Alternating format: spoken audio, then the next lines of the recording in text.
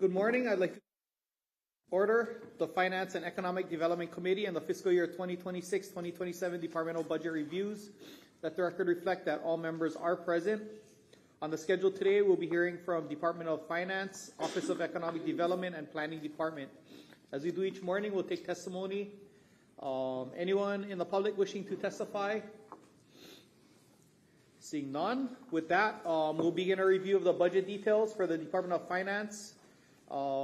Chelsea, if you want to come up, provide your synopsis, and then we'll go through each department.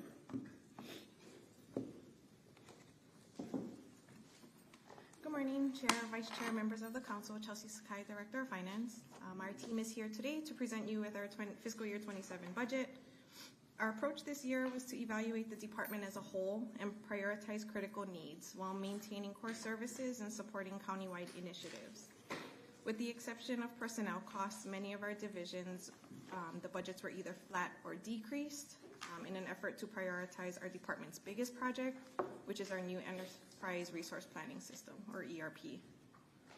At the time of our fiscal year 26 budget, we had not yet selected our vendor and were unaware of what our cost would be for that project.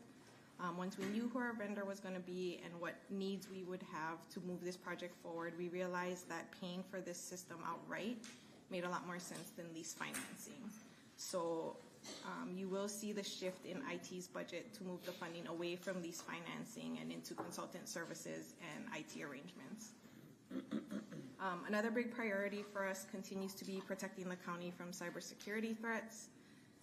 In response to evolving cybersecurity risks, we reduced system-specific detail in our budget document, but we, of course, are happy to discuss with you folks as needed. This year in our budget, we have also consolidated the assessments and collections sections under the real property division. The split between the two was a legacy item that just no longer serves the division's needs. We are happy to report that this is the first year in 8 years that we have seen a reduction in our insurance premiums. This reflects the work that was done in updating our statement of values through doing comprehensive appraisals of our properties. As a result, not only did our premiums decrease, but we're now eligible for full replacement cost coverage, as opposed to the margin clause we had been operating under. So this significantly improves the county's financial protections in the event of a loss. Our budget does include a new position in IT, as the ERP project will be a significant multi-year effort for our department. We did an internal recruitment for a project manager. This did result in a vacancy amongst our help desk. So our request for a new position is to ensure that we can both maintain the enhanced help desk services that you folks approved last year, as well as support our ERP implementation. We also have the transfer of the position primarily responsible for addressing from Public Works Engineering into the Real Property Division. By transferring and redescribing the position to a GIS analyst, we're aiming to accomplish 3 goals with that. One is to enhance the overall operational efficiency and long-term sustainability. Secondly, we aim to move away from ink and paper maps into a modern ArcGIS platform. This modernization has kind of been in the works for a few years, so we're looking forward to seeing it to fruition. And lastly, we hope to provide additional support for that position if they're on leave, as we have another GIS analyst in the division. With that, happy to answer any questions you folks have. Okay. Any questions from the members? Councilmember Cowden? First of all, thank you and your team for a really good job.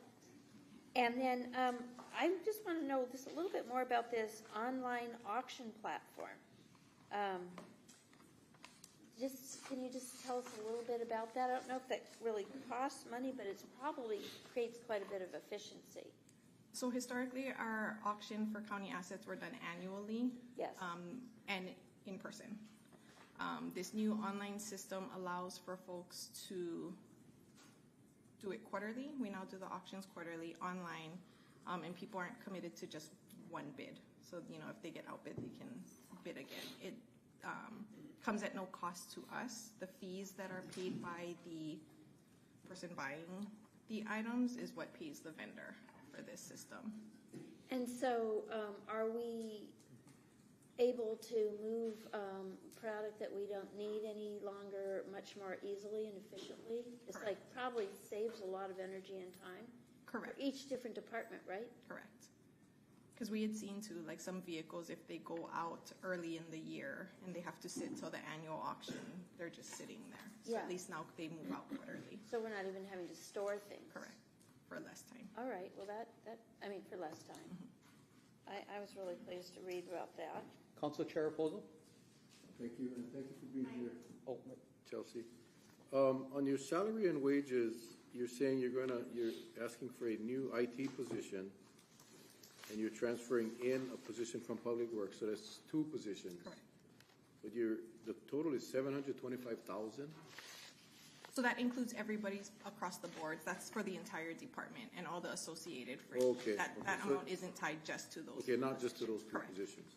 And then one other question, and I'm not sure if it's here when we get to the departments, but was there any discussion or any discussion about staffing, additional staffing to help with the audit? I know we talked about that during the audit, but I see nothing in here that was going to address those concerns. At the time, we did discuss it, but at the time, we do have a vacancy in accounting that we're focusing on filling first. So that's why we didn't put one in. Okay, thank you.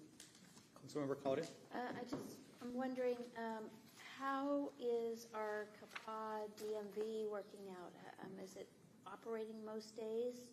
It operates Monday through Friday. And so because I know it's by appointment only, but is it, people are making appointments every day? They are.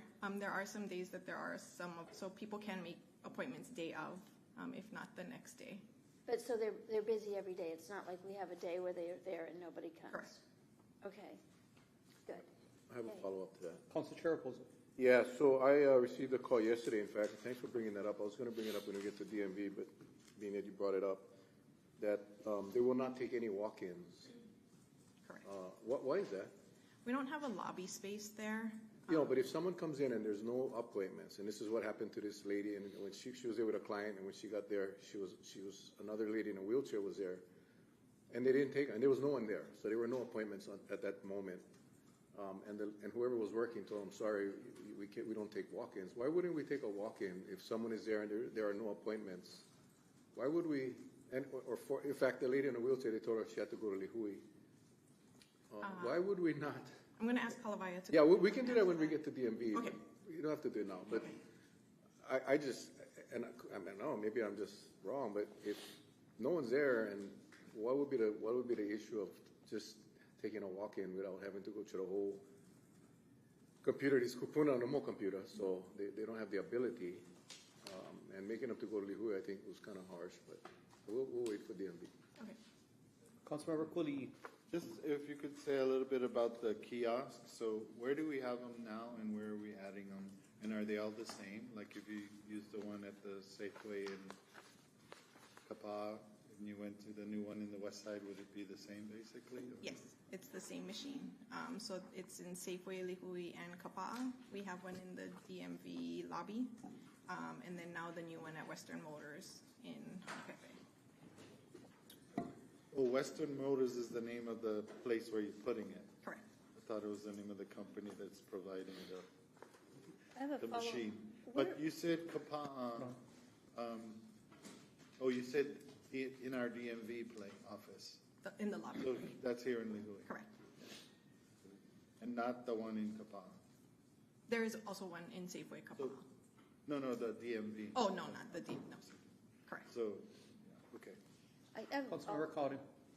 Where is Western Motors? What town? Hanapepe. Hanapepe. Councilmember Bulosan?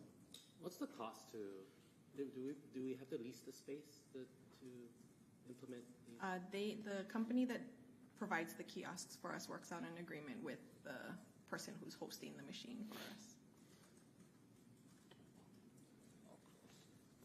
Any other questions on the write-up? If not, we'll move into the budget. I'm gonna start with the admin budget, Page, what, 38? page 38. Go. Is position. Councilmember Cooley. Just wanted to confirm that you have 5 positions, no vacancies, Correct. not even nothing recent since March 15th, and you don't have any expected, like, a coming retirement next few months. No. Thank you, Chair. Any other questions on the admin budget? Well, Councilmember Cowden. is accounting, okay, no, that's next, okay, never mind. I had a quick one. Councilmember Cooley. On the special projects line item, so the $98,000 increase, that is primarily from the nearly same amount from the increase in the Humane Society. Correct. So what is the disaster trust account, 75,000? So that's in the event that KEMA's funding runs out. Okay. That is some funding we keep aside for. So extra money for disaster, Correct. and you would be working with KEMA? Correct. Thank you, Chair. Any other questions for admin? Councilmember Cowden. The financial reporting software, is that Tyler Technologies? No. Right now we are using Gravity, but we're still working on setting it up and getting it done. That financial reporting software includes like our transparency portal. Right now we have some money in it to help with some bank reconciliation for Treasury and some of the ACFR work for accounting. Okay, and so that's a new piece of software, it's not the, Correct. okay.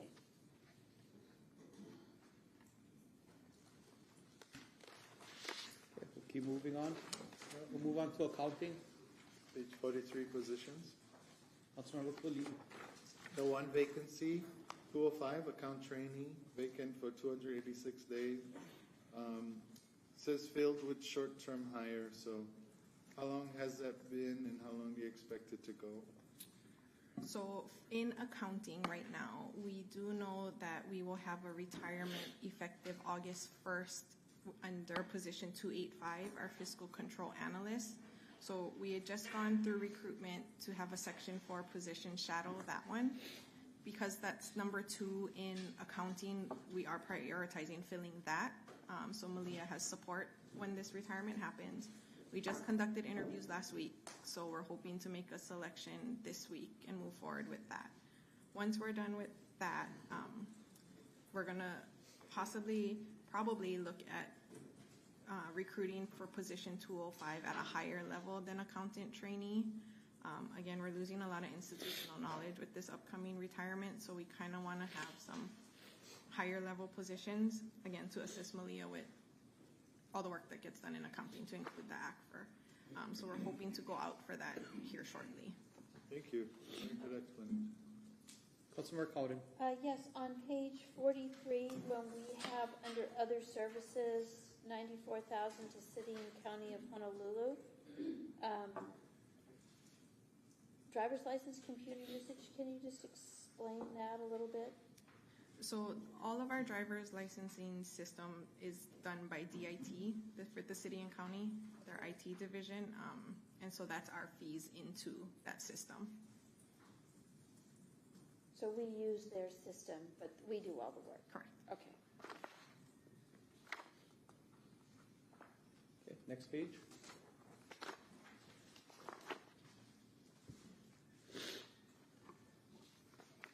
Any quick questions on page 44? Councilmember Cowden. Okay, when we have these direct costs that we're moving this money, right, with the highway, roads fund, liquor fund, solid waste, we have almost $2.7 million. Where's that money moving to? Where's those line items moving to?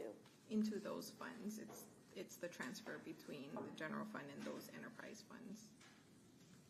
Oh, okay.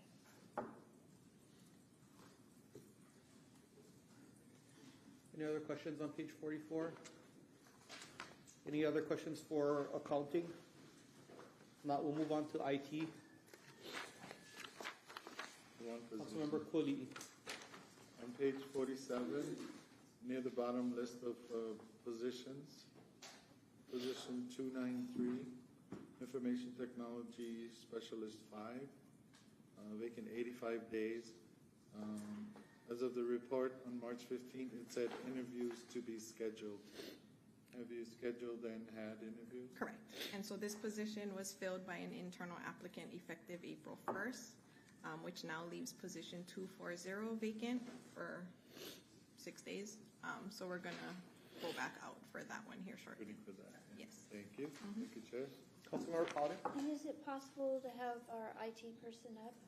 Yeah, he'll come up if you have a question.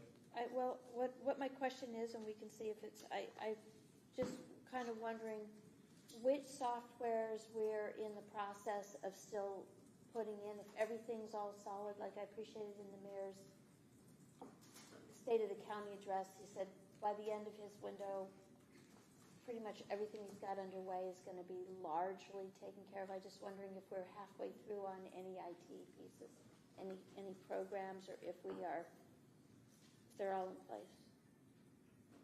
Constantly buying new things.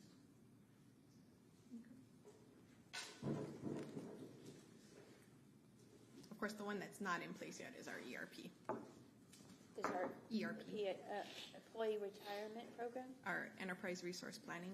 Enterprise resource planning. I'm terrible at acronyms. Enterprise resource planning.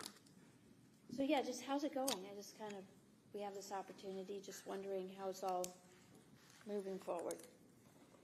Good morning, Del Sherman, IT Manager for the county. So as far as software implementations, the only really large new thing that we're embarking on is the ERP implementation. So that's a multi-year project that will take our entire focus. There are a few smaller projects targeting some enhancements to already existing systems to help our ability to analyze phishing attacks and other cybersecurity type events, but those are small. The ERP is the largest. So ERP, would that be like liquor control? I mean, what is the enterprise? I think maybe sewage. What is our ERP? Who's it taking care of? Sure. So the ERP is a pretty all-encompassing bucket of things. Anything that you would consider is a piece of software needed to manage our enterprise, the entire county. It could be anything from land information to finance and accounting to utility billing. Specifically, the largest piece of that we'll be targeting will be an entire replacement of our finance and accounting system. That's the green screens. That is correct. Okay. Yes. So who's our provider for the ERP? Which company? So the legacy vendor is Central Square. Yeah. And the winning bidder for the replacement, also Central Square. Okay. And we can get into more details on that if you'd like, but We could probably do that on a separate committee meeting, Sure. but, so that's kind of great. And it'll be several years, probably? we're projecting at least a 3-year project. We want to be careful to get it done as quickly as we can, but at the same time, we don't want to rush because that's when mistakes are made. So I think one of the most important things to us in this project is we don't want to let go of all of our legacy data. There's valuable information Right. historically that we can use in making decisions going forward. So that'll be one of the biggest heavy lifts of this project, is making sure we don't lose our old data. Okay, I'm happy to hear that. And then it's this enterprise resource planning piece is going to be able to pull all the different pieces together, like it'll be able to interface somewhat with all our different programs, or it does? That is the objective. So some of the main things to integrate with would be Workday, for example, our payroll application. So the new ERP will have connectivity to that. There are several other cashiering types of systems that we'll want to integrate with. The project will include interfaces to all of those things. And then I was trying to look for where, like at one point we had several millions of dollars, in our budget. Do we see that software in here particularly, or? It is. So it shows up in several different places. There's a piece that is under our SBITA. Okay. I Page see. 48. line item. The bottom of 48. Yeah. And Oh, then there it is. Contract I was services. hoping we'd get to. that's under consultant services. Yeah. So collectively, those make up the ERP project. Okay, I see that 2.4 million. All right, I would expect it to be a number like that, so, Over 3 million, right? Correct. For next year. that's the SBITA, it's over 3 million. But then the consultant service is 2.4 million, so collectively, that's a big chunk of what is then the finance total budget. The ERP project accounts for the entire amount of increase in the IT budget. If it weren't for that, I would have had a decrease. Okay. All right, Follow-up question. thank you. Councilmember Bolasan. What's the implementation time and the support after implementation look like? Is it going to be over the next year and a half, 2 years? So initially, we're targeting a phase one of the project to migrate some of these services out to the cloud that we hope to get done within year one. And then in years 2 and 3, we'll be moving towards a more modern platform for finance and accounting services. But as far as the project itself is concerned, we have projections that go out to 7 years. So we have a good handle on what the cost moving forward will be. So this does not include that cost though, for next fiscal, following couple of years, fiscal will probably be ongoing. This is an expectation. So I think as far as the ERP project goes, this next budget cycle will be the highest point that we'll see in the ERP project. Years subsequent will decline in cost until they stabilize around year 4 and we begin just paying maintenance. I have a new question if anyone follow up. And I have a new question. Councilmember Cooley. So, yeah, because when I'm looking at the budget line items here on the bottom of page 48, the consultant services is 2.4 million. The ERP annual payment, website ADA compliance above is another 910 million. So it's 3.3 million. You're saying this is the highest point. What year are we in now? And how many more years to get to 7? This will be year 1. So is year we've one. just issued the notice to proceed on this. Up until now, we've been in contract negotiations. So yeah, this is the first year. So to clarify, we're currently in the first year. 2026. Fiscal 26 is the first year. Budgeting for 2027. Year Yeah. 2. That's what I was asking. So we're budgeting for the For year second 2. year. Yes. Yes, correct. And you know how you broke it down here, you put it in IT arrangement, and then you put it in consultant services. That leads me to wonder if the other items listed in IT arrangement are, and then annual payment is to, well, I think you said Central Square. So that's a consultant or a contract, right? Central Square is the software company. Software company.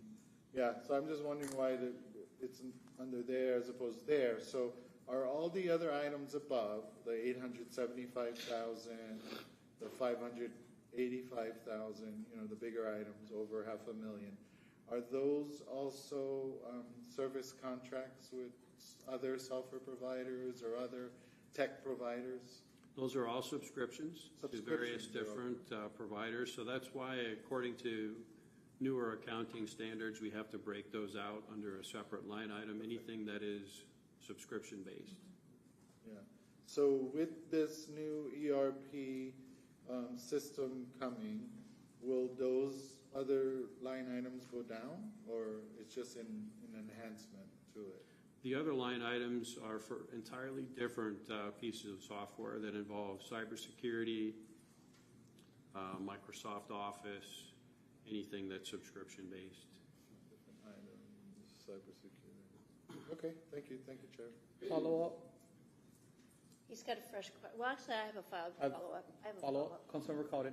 So, without having to give us too much detail on the cybersecurity platforms that means that is, you're combining the cybersecurity in our various systems. There's probably cybersecurity in every one of them, right? And we had a good conversation with KEMA director yesterday about where we're bracing for potential challenges. So, do you have anything you want to say on cybersecurity? Just that we can never spend enough on it. I wish I could spend more, but we have to be reasonable. Just this morning, we had 100 attempts to infiltrate via a phishing email. It's just a daily thing where the attacks are constant, so we have to be always vigilant. Okay, well, at least you're staying practice. Those phishing attempts went to different people in our staff across the county? They did. Okay. Councilmember Bernard Carvalho. had a new question. I mean, Addison had a new question. Bernard. Oh, No, just going back to the other services, videography and broadcasting services, 100,000. Just want the clarification on that. Sure. So we've contracted with Hōʻike, and they provide numerous different services to the county to include what we see today. They also provide services for other boards and commissions meetings. Everything you have to go through. is it the top of the page? Second from the bottom. Yeah, it's Under training. other services. Other services. Councilmember Bulasan. New question. So for the internet cable data, I see a decrease request similar to what Chair has been asking. Is there a change of services that we don't? Which one was that? Internet cable data. The request is about less. It's the adjusted budget. Carrier services. From the previous budget. Yeah, I see they ask at 159. We kind of scraped to go against our Like actuals. I'm like, internet's going down? Like, No. sweet. We did go around our entire department budget, kind of scraping some things again to fund the ERP. Okay. Does this also include the Starlink minis or the Starlink that we put up, or is that a separate department that was with? So the Starlinks that we put up for the next several years are reimbursed through a grant. So the county isn't paying for those, so they don't show up here. But if we were to add Starlink services, it would be within that line item. And then just as a follow-up to that, we don't have any closed network internet for ourselves, right? Everything is by providers. As far as access to the internet in general, it's all through internet service providers. Yeah, I guess I would reframe. We don't have any closed networks in the county that we run on ourselves. We do. We do have a county-wide network, fiber optic, that runs from one end of the county to the other that we contracted with Spectrum to install. But that network is now dedicated to the county, and county IT manages all of the nodes on that as well. Perfect. Yeah, in the past, you should show the detail for the internet.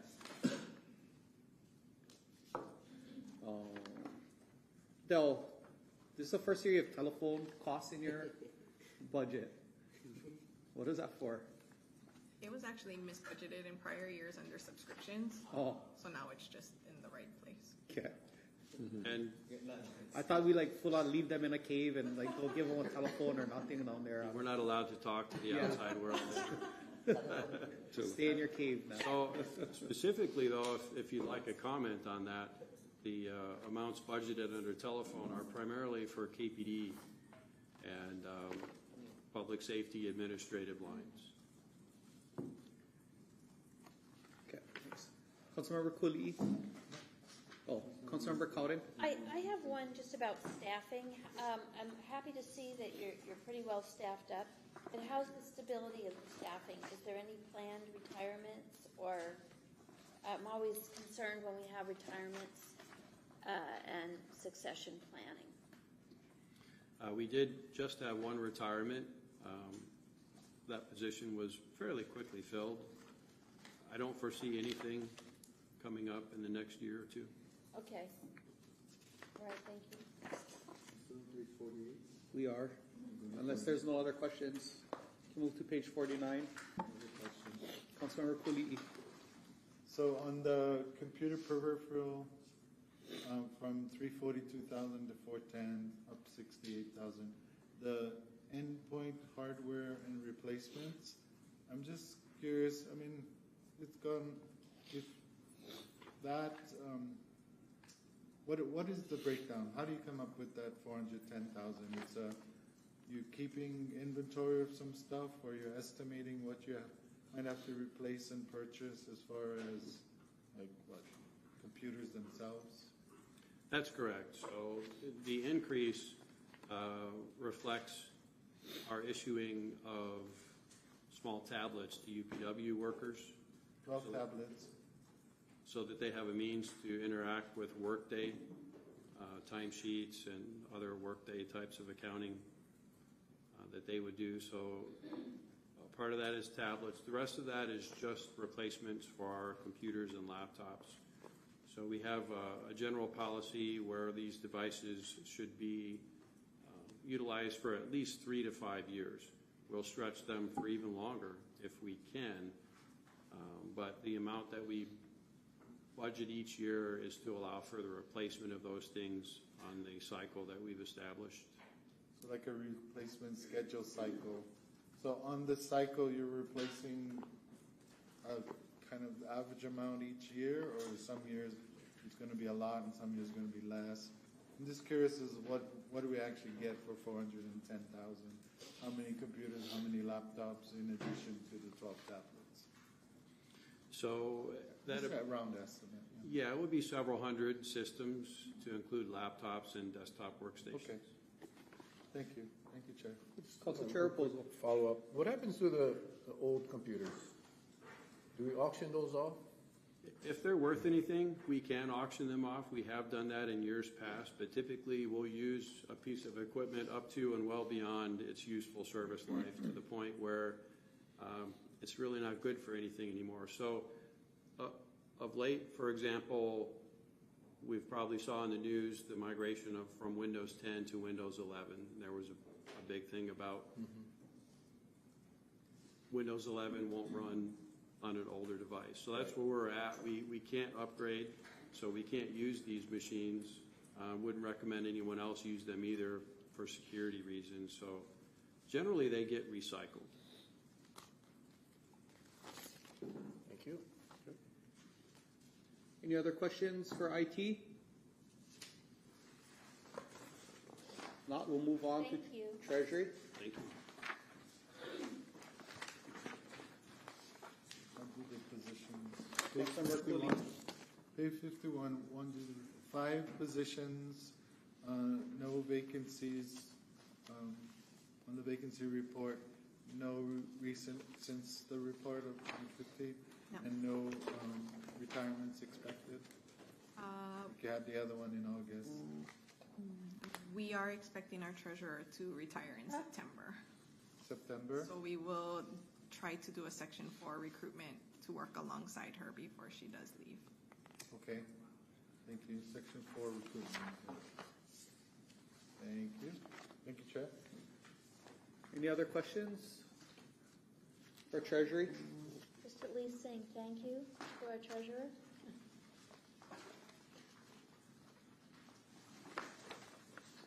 Okay, we'll move on to motor vehicles. Positions? Yep. Councilmember Kuli'i. We have 3 vacancies. The first one, 287 senior clerk, 287 days. It said the status from 315. Interviews scheduled February 18th through or to March 4th. So were the interviews scheduled? Did you? So we've made a selection. We just finished, DMV has additional background checks that they have to go through, so it does take a little longer to hire for DMV. We're hoping that the senior clerk can start May 1st. Hoping for May 1st. Yeah. And then the next one is the 238 driver license examiner 2. 2, 364 days vacant. It is paid by grant funds, that's why we have it dollar funded, but it says continuous recruitment. Is this a hard to fill position? As a driver's license examiner 2, it was. We also went out for a driver's license examiner 1, which we did have an applicant that we did select and is just going through background checks now.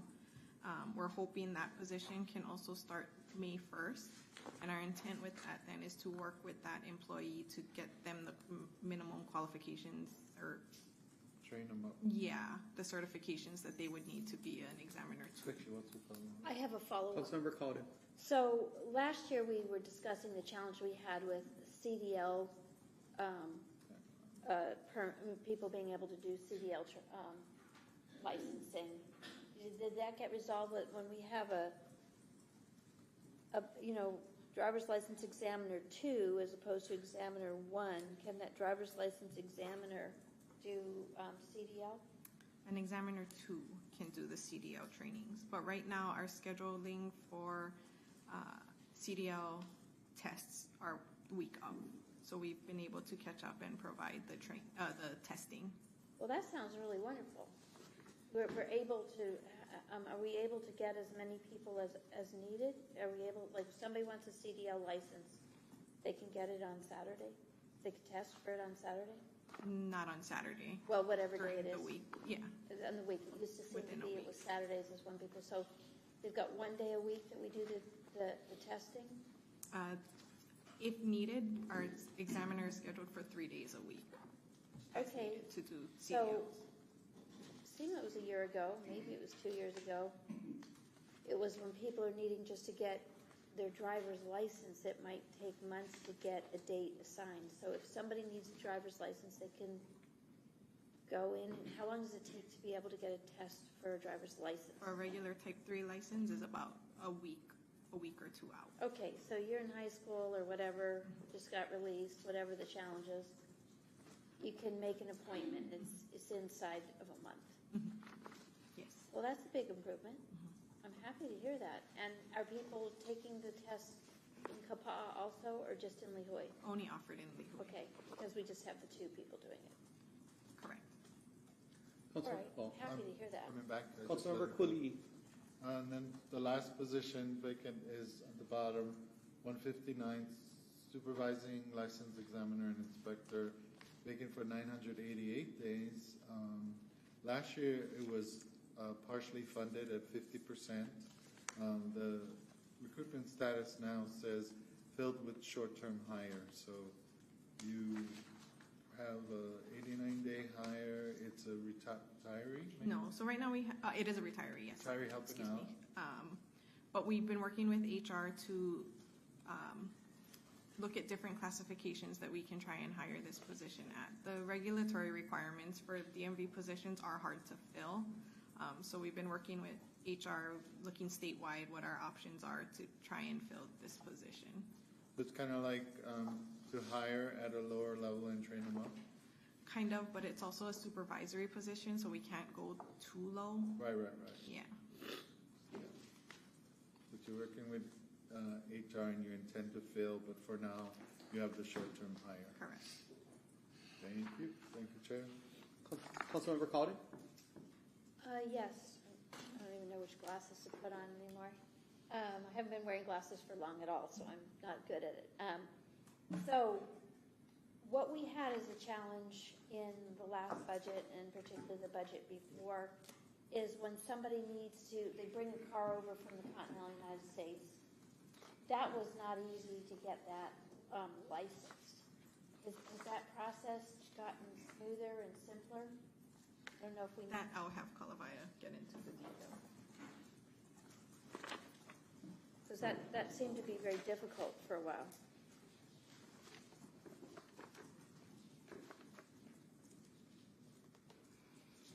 Council Chair, Vice Chair, Council Members, Kalavaya Lee, DMV Administrator. Going back to the question, Council Member, all of our service appointments, no matter what the request is of the DMV, we are about 5 to 7 business days out in our Lihue office. Okay. In our Kaua office, we are currently only offering motor vehicle services, and we are same-day service availability, limited capacity. And then when I was checking over the last week, our service horizon is really kind of pushing to 1 day out right now. So that's, it's highly utilized. That's great. So what has changed that it's made us be able to, is it just less cars are moving here from somewhere else? I think that COVID created a big burst of need, but it's happening quickly? You're asking specifically about transferring a vehicle from... Yeah, that was something that I, would hear this big challenge of, and, people have to go back and wait, and it's Yeah, there's, a lot of paperwork requirements that come along with a vehicle that is being transferred from another state into the state of Hawaii. Like I mentioned, we're 5 to 7 business days out. We offer our kupuna hour program in the morning for personal business of 65 and older individuals, and we offer walk-in services. Admittedly, not the greatest way to get service. Yeah. We have content on our website. We have people on our floor helping to do paperwork review and help expedite folks in order to help capture better those more challenging kind of long durations in between attempting to get that work done in the DMV. So we try to cover those individuals. And then, do we have any more ability? We stopped for a while having walk-in during COVID.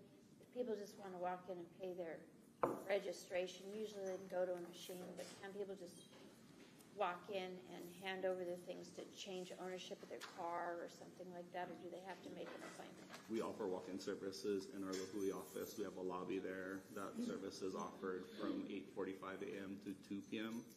We found over the 6 years that I've been there that the workflow management gets really challenging nearing the end of the day. If we continue to allow walk-in service ticket production after 2 o'clock, we don't have the ability to kind of be able to catch up with those longer standing tickets in our queue. Okay, well, it sounds like you're doing pretty good. And how about answering the phone? Remember, we had a real big backlog on voicemail. Do we have anybody answering the phone now? We do have people that answer the phone. Granted, the volume of calls that we get, we take a live call and we miss 5 to 10.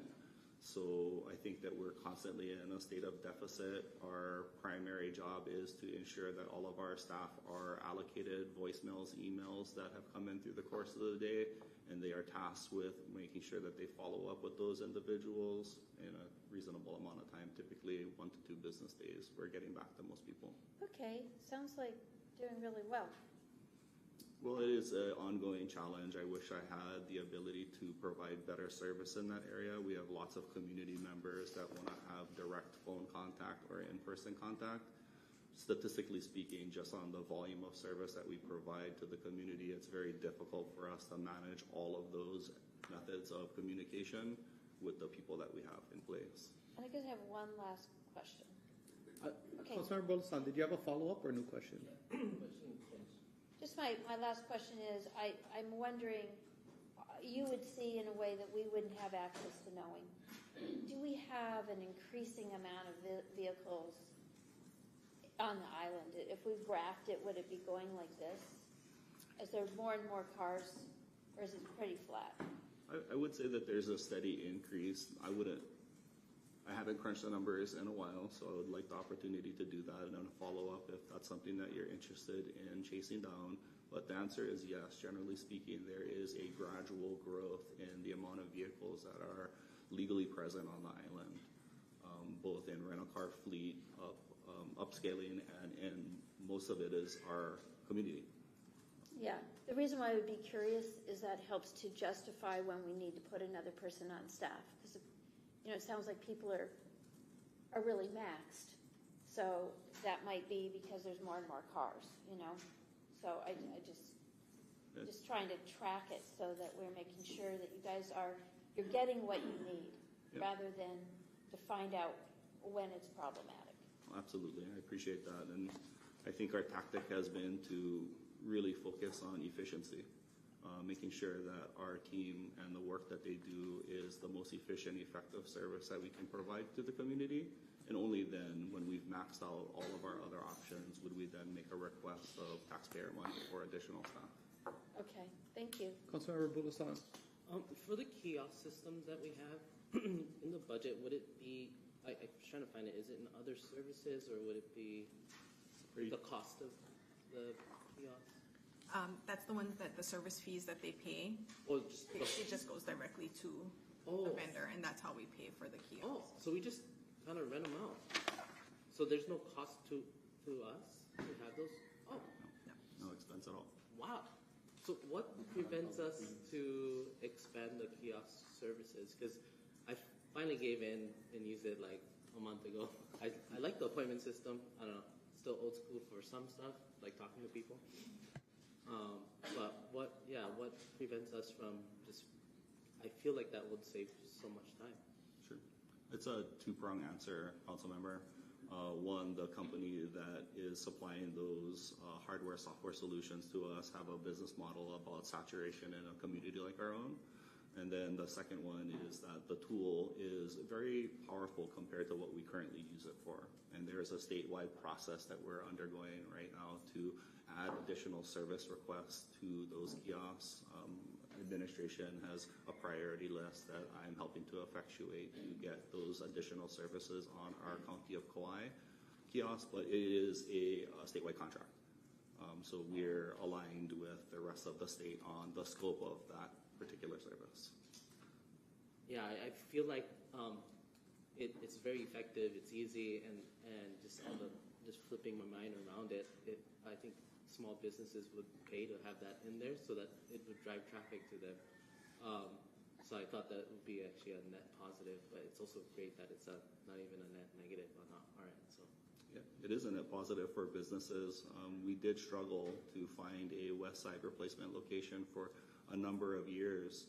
We finally found a willing community member and business in Western Motors, the Kaikapu Ohana, stepped forward when we were at the end of our rope, really, looking for a West Side location. And as it turns out, he turns out high volume numbers when it comes to our periodic motor vehicle inspection process, and also in the amount of registration renewals that are processed at that community-based station. So just one more follow-up. So we, based on the contract, they decide on whatever formula they're looking at when they're ready to expand to the next locations, and they just contact us. We can't request, hey, we need one on the North Shore, one on the South Shore. And just to clarify earlier, because I spaced, but we also have one in Princeville, Foodland. So there is one on the North Shore. But to answer your question, yes, it comes from the vendor with how many we can have on the island. Thank you. It just, Sorry, Council Chair Raposo. I have a follow-up. Oh, Councilmember He has a Cooley. follow-up too, maybe. No, mine is not a follow-up. It is a follow-up on the earlier discussion about the Kapa'a DMV. Well, Councilmember Cooley, then we'll go to So Council just Chair on Raposo. this, with Councilmember Karen was talking about more and more cars on the island, and then what Councilmember Addison was talking about too. And I may have missed some of it when I stepped out of the room, but I think it would be good if you provided, I'm assuming you have the data. So provide us the data on the services provided and just break it down between in-person with appointment, in-person walk-in, and kiosk. And I think if you give us a couple of years back, we can see where it was before having the kiosk, and then we can see where it is as you've added more kiosks. Absolutely can do. It would be okay if I added in our online payment system also. Yeah, whatever All useful modes of- information that you already have probably, and so just kind of put it We had to compile. because you're compiling it. Then the only other question along those lines was, this is what I might have missed when I was out of the room, anytime a car rental company brings cars on island, they have to register it all with you. Yeah, they have a fleet process that they engage in. We've worked really hard through our operations team to get as many high volume entities that deal with vehicles to use online services, and we just do the part of validation. And So by those numbers, we could over the last few years kind of see how they're growing too, and putting more cars Yes. on the streets. The same thing for not just the rent-a-car companies, but the car dealers who are selling those cars. Do they have the same requirement, or is that up to the person who buys the car? The same requirement in title and registering, sir, but they don't necessarily tell us all of their fleet inventory, just the vehicles that are being title registered, sold. Title registered and sold. That's right. Okay, cool. Thank you. I'm looking forward to seeing that. Council Chair Reposo? Yeah, just circling back to the discussion we had in the opening regarding Kaua and the walk-ins. Yeah. Are we not taking walk-ins? Yes, so Chair, the answer is we do not take walk-ins, but our team will always work with the people that are showing up. Kaua is a unique situation like Chelsea mentioned. There is no lobby there. So people will use their mobile devices, sit in their cars, and every 12 minutes, just like our Lihue office, there'll be a wave of people coming in. So sometimes people will book an appointment, they'll be in and out of there. We have a gap. We'll take that gap opportunity to get that person taken care of. It is not always in a recent, we've had no availability in terms of appointment slots that we would put people in to record the service. So we've been asking people to, book. In addition to that, Chair, we've been working with our vendor to produce a iPad solution out in the front of the office so that people can check in for an appointment if a family member helped them to book that service but didn't bring a mobile device with them, or needed to be assisted in a way that our people who are working behind the counters can't help. So we realize that there is a gap there, Chair. We want to really try our best to close as much as we can. So we're working to increase our communications about the service that we have out there. We have a media campaign that we're going to launch hopefully when we get close to providing full service in Kaua. And we're doing as best as a soft touch that we can offer. So as people ramp up service in Kaua, it becomes tighter and tighter for us to be able to fit in those incidents. Yeah, I understand that, and I appreciate what they do out there. But in a scenario that I said earlier, and I do not think this lady was making this up, would your staff tell somebody to go to Lihue if they didn't have a mobile device? No, Chair. I mean, do we have the capability to bypass the digital process and just help them at the counter? Yeah, absolutely. We always will take that opportunity to use the voice. It's like a little speaker that we speak to people who are outside of the office space to ask them what they're doing, if they need some assistance, what can we do to offer. Like I mentioned, though, we are, at capacity currently in terms of our staffing out there and the availability of time. So it kind of looks like at times that there's nobody there, but it's just because that people are remoting into the service and need to, basically sit in their car because they're going to be standing outside in the condition.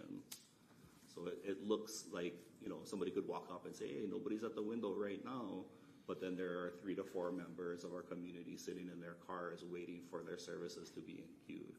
But we always will try our best to close the gap where we know that we struggle to get people who are kupuna, who don't have access to internet services or have a mobile device that they would be able to queue their services from. Thank you. Councilmember Quilly. My follow-up is along the lines of, it's been going a while now. We know that it works. We know that a lot of people want to use it, right? I don't know what we're talking Kaua. about. Oh, yes, it's actually getting much more busy. Yeah. So let's think about the long term, making it better. Like, let's think about expanding the facility. I don't know what else is behind it, but I know you just took a little small space. But let's make sure, because if we really accommodate people, have a lobby, whatever, and do it the same way we do it in Lihue, that'll lessen the load in Lihue, and Lihue is always busy too. So I think it was smart to start that, but let's go all the way. Let's go further. Let's find additional space. If we have to move the entrance to the side, and because that's where there's more space for a lobby, and then just meet the demand and satisfy the public. I think it's one of our critical front of the line services that we hear a lot about. So that should never happen. And if it's because the facilities is not correct or the staffing is not correct, then let's improve the facility. Let's add another staff person. I think that's frontline critical. And I mean, these are some of our lower paid employees, so the investment to get another employment is not the same as, some of the much higher paid employees. But their value is so much more because they're frontline service. I'm in. I think that, we are very lucky in the DMV. We found a number of really amazing humans that love to provide service to our community. It's essential for people, and if we have the opportunity to be able to be community-based, to allow for walk-in services, and have a place that would accommodate all of those things, I think everybody on our team would be for it. I know that it's a burden to the leader that's out there and to our staff members that function in the Kaua office when they have to see stuff like that occur. Yeah. Nobody likes to have our kupuna or family members standing outside in the hot sun while they're trying to conduct essential business for themselves. I love that we're in Kapa'a. I love that we had the opportunity that we are, but it is not 100% what we would want it to be. Yeah. So we took what we could while we can. Yeah, I do want to just say too, though, personally, anytime I've ever gone to the DMV, the staff there has been incredible. I think some of the most positive, friendly, helpful people. So you're lucky to have such a great staff. Absolutely. Let them know I appreciate it. Let's heard that, everybody? Yes, and just to follow up, when he was asking for a report, and I might not have listened closely enough, if we break it out, how much goes through Kapa'a, that would be really good. And then how much comes through the mail? Most of my DMV interaction is just by mail, so I'm sure there's probably a pretty good amount that comes through the mail. People don't even have to go in. That's what you said, right? You called it something else, though. You said I would like to also include online. I would have included mail as part of our, counter service. So you actually process it directly online too? Yes. Councilmember Carvalho. Just to add on what Chair and Vice Chair was talking about, whatever need to enhance that facility, I think is important. And the services part is there. It's just making sure we can accommodate as much as we can. And whatever support you guys need to enhance that facility sooner than later, for me, would be great. I just want to say that. Thank you. Any other questions for motor vehicle? Next page, is that what you're doing? Page 57. Just along the lines of commodities, it's flat. We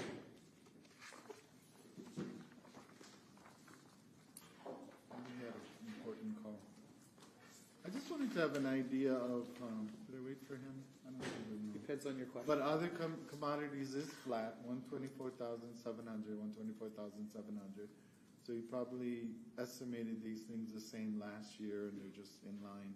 But on the vehicle plates and tags, I'm just wondering what numbers make up that number? Like how did you estimate it? There's one fixed price for plates and one fixed price for tags? And then how many of each? On the line item, other commodities is where the vehicle plates / tags are for the 97,200.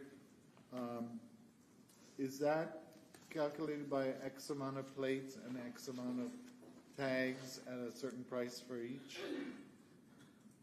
Yes, Councilmember, that's correct. We work with our statewide vendor to identify individual plate costs as a set, and then we calculate how much plates on average and what our burn rate is, and then procure as needed. So if you don't have that now, can you just follow up and share the details? Well, I'm sorry, what details? The details of how many plates, how many tags, and what the price is for each. Oh, sure, absolutely. Yeah. How you came up with the 97,000. Okay. Thank you. Work with Any other questions for motor vehicles? Oh, Councilmember Holland. Thank you so much. I would like to say first that your service is incredible, and I second what Vice Chair said. And actually, when you gave me that candy cane that year, that was extra over the top, and you don't know how bad I needed it. I have a question about resident-only parking zones, and the cost of doing a pilot project as a trial for a specific community that may include 20 to 40 homes that would create a placard that you could get at the DMV when you share your address, proof of address or whatever, to create a first off, because I've been working on this for a while, and it seems more appropriately housed under the DMV than Public Works, which is the current situation that it would be under. It would have to create a whole position and a whole structure for that licensing to receive those placards. But I'm wondering if, and you don't have to answer on the spot right now because I know I've not got a chance to bring it up to you, but I'm wondering where that kind of would fall in, and if that would be under tags or something. And I'd love to know like an estimate of what kind of cost would be expected for something like that, and to incorporate that in. I know you guys are already stretched. We've just heard that on the floor, but I'm just wondering if there's the possibility of that, and I'd like to know about what you think the anticipated cost would be to do that, just for a very small pilot project for a couple of streets. Sure. First time I'm hearing it, I think that we would have to definitely do some scope digging and find out all of the details of how that might work, how long, like you mentioned, how many vehicles. I believe that would fall under our motor vehicle section, where we would have to track vehicles, the correct tag associated to the correct vehicle for a term, I'm assuming. And then we would have to deal with all the outliers, Turo vehicles that might be owned but are used for commercial purposes, and kind of vet through the details. I know that there are other models of similar programs in our state that we could probably take a look at. Happy to work with you. Okay, yeah, just expect that I'll be sending in some more requests on that, and possibly hoping to meet with you on that pretty soon. Sure. Thank you. Quick follow-up. Councilmember Cooley. Along those lines, so how do you handle handicap placards now? Or do you? Yes, Yeah, we process them in office in person. It is always considered a priority request, so we really work hard to make sure that people who are attempting to come in select the right service request, and then we always prioritize those. Do they have to do like an application process with you, or they just bring something from the doctor and you just honor it, or how does it work? It is a state process, so yeah, state. The DCAB office in Oahu is the lead for it, and we basically have a MOA with them to provide the services through the DMV. We have paperwork in our office online available for people, and people go to the doctor, get those forms validated, and then they come into the DMV, we process. All right. We offer it in a couple of too. So you're on the end side where you actually issue the placard. That's correct. And that comes under that line item tags. The I- cost of it, or did they just ship bunches to you every now and then? Yeah, it's DCAB. free of charge to us in terms of the material, and then we get reimbursement from DCAB. So we send a report to them every month, quarterly, about the amount of service that we do, and then they provide us a reimbursement for the staff time. What does DCAB mean again? Disabilities, Communication and Access Board.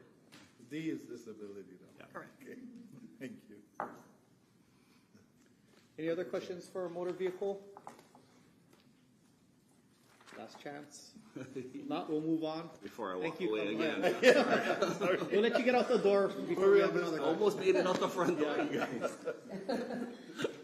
We'll move on to real property assessment and collection, I guess now it's called. So it's page 60? And collection. Just to confirm, no vacancies, nothing recent since March 15th, and nothing expected in the next few months? So we had a retirement at the end of March in position 276, but someone internally did move into that position. So we now have a vacancy effective April 1st in position 216, so that we have to put out for recruitment. Going up. What is 27? It's T276. It's a appraiser one. It was an appraiser one. Yes. Is it in this list and I'm just not seeing it, or is? It's kind of in the T, middle. She said T, okay. Yes. Alrighty, thank you. Councilmember Cowden. Can you, I'm hearing you say, okay, we're combining the two, it makes sense to me, but can you just give a little overview of why that was separate and why it's combined? Like, what's the big change? So I'm not sure why it was separated to begin with. They are both, so under real property, there is the assessment section, there is the collection section, there's also the GIS section, there's the appraisal section. So they're all different sections, but they all report to the tax manager. So they're all one division. Okay. Why collections was split out, I'm not really sure. But ultimately, Scott's responsible for the entire budget of the two sections. But hasn't he always been? He has. So I just don't understand what the difference is then now.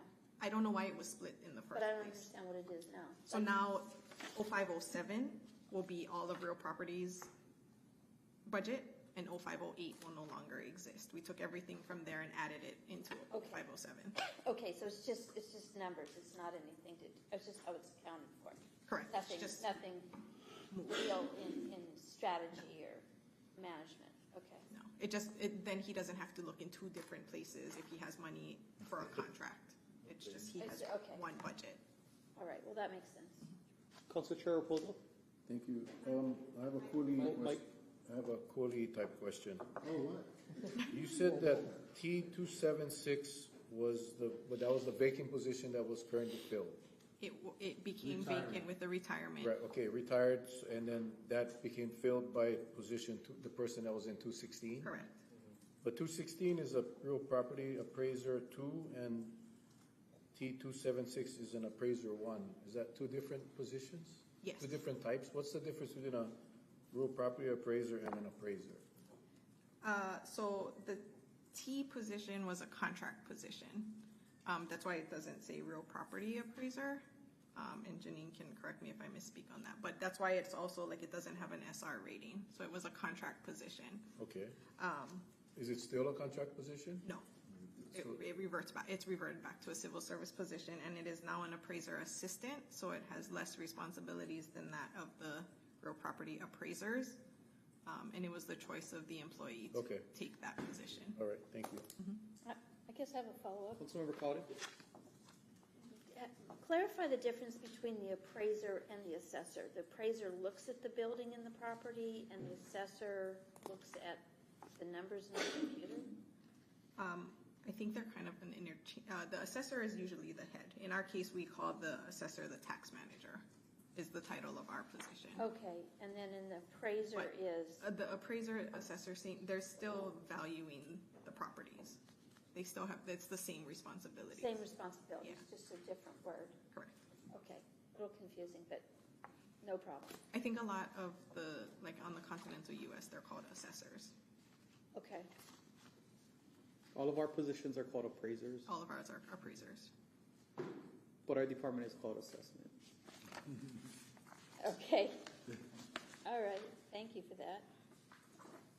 Any other questions for tax assessment and collections? Well, Councilmember Cowden? same question I've asked IT, is our work staff team pretty stable? Are we anticipating more retirements? And I'm always curious about succession planning. So we are very mindful of succession planning. Scott will be eligible at some point during next fiscal year for retirement, so he may or may not go. He hasn't made that a formal decision yet. Okay, and I'm looking at him, and so does he have succession planning happening under his wing? Yes, very much so. He hasn't nodded his head yet. You do? Okay. All right, because that's important. Yes, and so across the entire department, because this has been something we were mindful of, we made it a priority to do a lot more written SOPs so that we don't lose a lot Standard of, operating correct. procedures. So we don't lose a lot of the historical knowledge and processes as people leave. Yes, and it's good when somebody leaves, that somebody's the bridge in between the replacement. Yeah. Any other questions from the members? And your software? That's what I'm always wanting to have a little bit more on that one, but your software is not in a growth mode, it's stability. Correct.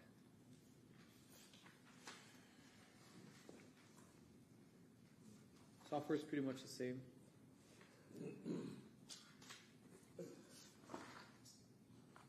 Any other questions? Not, we'll move on Purchasing? to purchasing. Purchasing, Councilmember Cooley. master page 66, positions. Just confirming no vacancies, nothing since March 16th, nothing recent, or nothing expected as far as retirees. We are anticipating for Ernie to retire at the end of the calendar year. That's the position 102. Yes. All right. And then you just said that before on S24 recruitment or whatever. Of Section 4, yeah, to work alongside Ernie to ensure continuity. Recruitment. And I was just curious. So this position says assistant chief procurement officer. Is there a chief procurement officer? That would be me, Huh? the director. Oh, of the finance. director of finance is the chief procurement. I thought it might be something like that. Chief.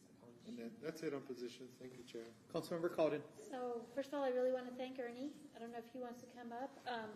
I want to, definitely 40 years, I believe it's been, so to express very sincere gratitude, and I want to acknowledge always super helpful, so I have a little bit of anxiety about him leaving. Can you, either one of you, speak to succession planning and, well, I'll let you speak to that first, then I have a second question. Good morning, Ernie Brewer, Purchasing Chief. If one thing we've focused on heavily over my 17 years since I've been here was the need and the critical importance of succession planning. There are a number of people in this county who possess the requisite qualifications and competence to step into my role to facilitate a seamless transition, and we're very encouraged that that's going to happen as we embark upon the recruitment process. Okay, and then my second question was, I know during COVID, procurements was particularly helpful in doing a working from home.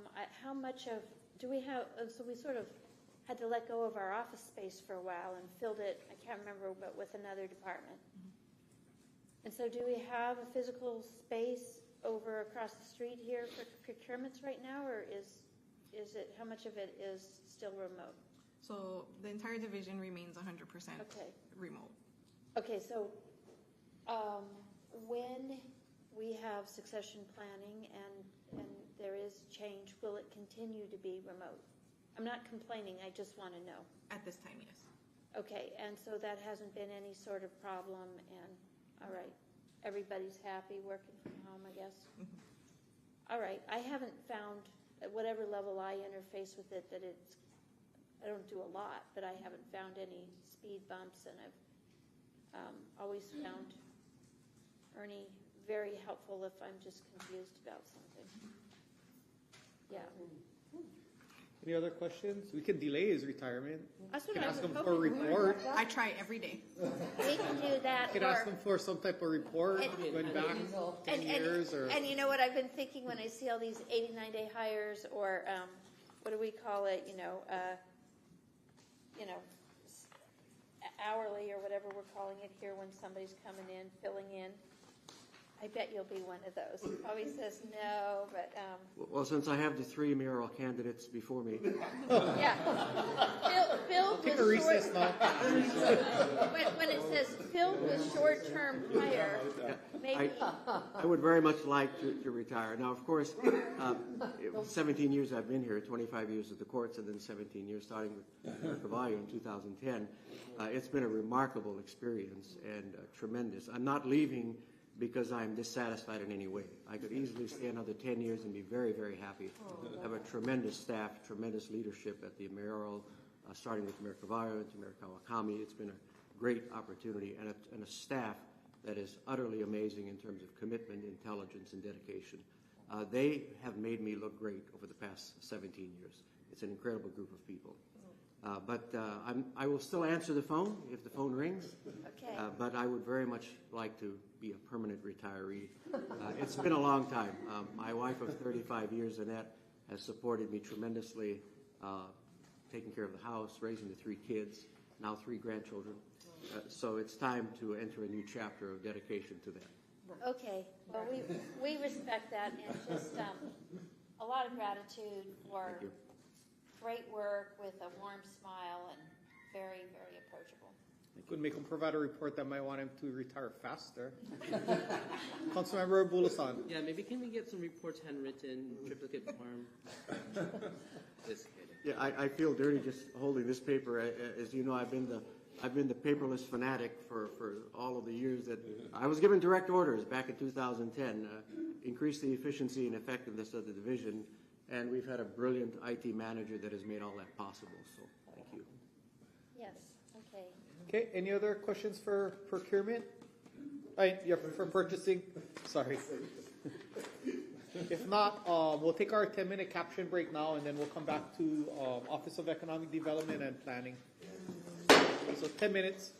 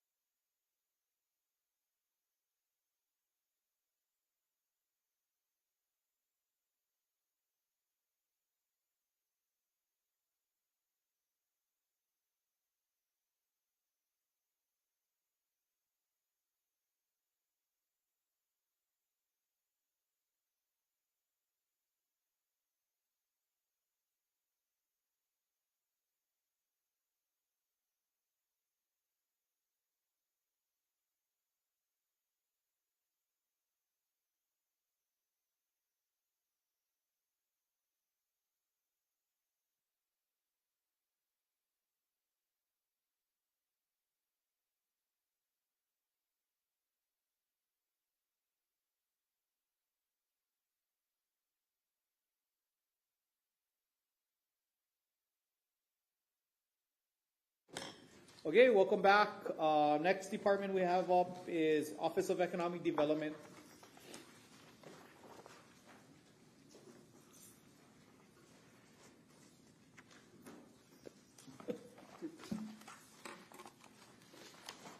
Aloha, Nolani Bruin, Director of the Office of Economic Development.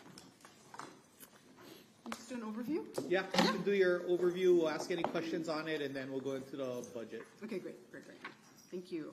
So let's see, I will provide a brief overview of our budget. The mayor's proposed budget for us is $4.33 million, a decrease of about $102,000, primarily due to a transfer of certain grant programs. And more importantly, this budget kind of reflects clear direction. And we plan to have fiscal year 27 be a year of stabilization, execution, and transition. Our focus is pretty much on finishing what we've started, strengthening our systems, and preparing for the next administration. The key shifts for us is we've made several strategic adjustments. We reduced grant and aid funding to align with our administrative capacity, allowing us to focus on bringing all the grants current and closing them out properly. We reallocated $200,000 in energy funding from a grant and aid to other services, and that's for the Energy Savings Performance Contract Project. This funding also ensures the county can cover a potential walkaway fee if we elect not to pursue proposed upgrades and retrofits with an energy services company.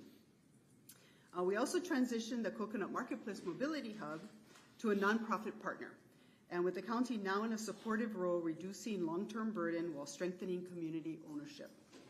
We increased maintenance funding for Waimea Theater to stabilize that asset and adjusted travel to reflect rising costs and the return to in-person coordination. A key area of focus this year, of course, is staffing. We are currently in the process of interviewing candidates for the Economic Development Specialist position that's open, and this role has been restructured to provide the same cross-sector grant management support and prioritizing agriculture. So it would be like the start of a little mini agriculture department. I also wanted to emphasize the strength of our staff. Our team has demonstrated really an exceptional ability to step across sectors. They juggle multiple projects and support one another whenever needed. We've leaned into this cross-sector model intentionally because it allows us to be more responsive and effective for our community. At the heart of this budget is really discipline and teamwork. We are focused on executing what's already underway, closing projects cleanly, and positioning initiatives for long-term sustainability. Another important point is how we leverage our funding. Of our total budget, $4.3 million, approximately $2 million, or about 48%, comes from grant funding. This significantly expands our capacity and allows us to multiply the impact of county dollars in supporting economic development initiatives across the island. We continue to carefully manage federal grant compliance, ensuring we only take on what we can successfully administer. We also maintain clear alignment between state and county roles, and we are actively preparing for a smooth administrative transition by documenting processes and organizing our portfolio of work. This past year, we strengthened our grant systems, we advanced energy and mobility initiatives, we expanded our youth climate practitioners program, and supported countywide invasive species coordination. We also continued to modernize programs like Sister City and Kauai to improve clarity and long-term sustainability. So this budget basically reflects a steady, thoughtful approach. It's about finishing strong, taking care of what we've built, and setting things up for long-term success. And it's powered by a team that consistently shows up, steps up, and works together in service to this community. Thank you. Okay, any questions on the write-up from the members? Councilmember Cooley. I just have one quick one just to have a better understanding.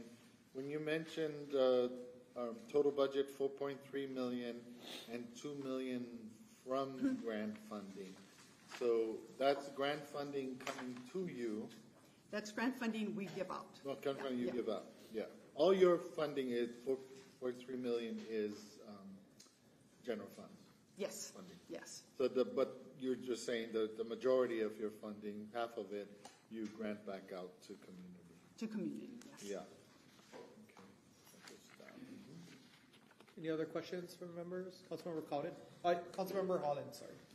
Can I please get a little bit more information about what you expanding the agriculture part of it? Can you share a little bit more about what that looks like and kind of the goal and the vision of the department in that area? So, which is pretty typical for OED. We tend to be the little kid with the hole, sticking their finger in the hole in the dam that's breaking. Yeah. So that often is our role, especially in agriculture. As we all know, right now we have an affront happening to us from invasive species of all kinds. Yeah. And so a lot of Nikki's work, and Nikki can come up here if I get something wrong, has been pretty much trying to step in when the state has not stepped in yet. And we know that it's their job. That is what we encourage, and we keep reminding everybody that is your job. But in the meantime, we're not going to let everything drop and die as best as we can with what we have. So a lot of the programs are, one, we have innovation grants that happen for agriculture and for all other sectors. And basically what that is we're asking the community of farmers and other people out there that have great ideas for how we can make things better to come to us with those ideas, and we fund them. That's part of the innovation grants. We also have ag farm expansion grants. Those are really popular. And basically, the goal is for existing farmers to be able to get bigger, just expand what they've got. And a lot of times, there just isn't the money to do that. And it's something small sometimes that they need, but maybe expansion on their irrigation or some kind of equipment that'll help them just get to be producing more. And that's what those funds are for.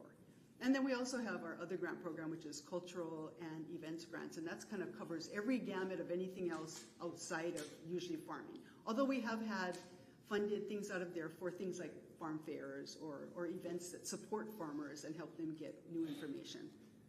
Other than that, of course, we have quite a bit of money going into invasive species. That's big. I think in this next budget, we have $100,000 set aside for to continue the work on little fire ant, which we definitely do not want to expand anymore. They are basically handled by the Kauai Invasive Species Committee, so that's where the money would go. And basically, their work is just to try to keep that population of little fire ants down. They are the lead on that. And so far, we have been the lead more on coconut rhinoceros beetle. So that's kind of our area until the Department of Ag comes in and rescues us. And is there conversation happening internally about growing that agricultural footprint role that the county holds? And I ask because I've been really looking into the last year the benefits of creating, and I don't think this is the right year to do it, but creating a Department of Agriculture similar to what Maui has, that also is like a Department of Agriculture, Environment, and Sustainability kind of stuff.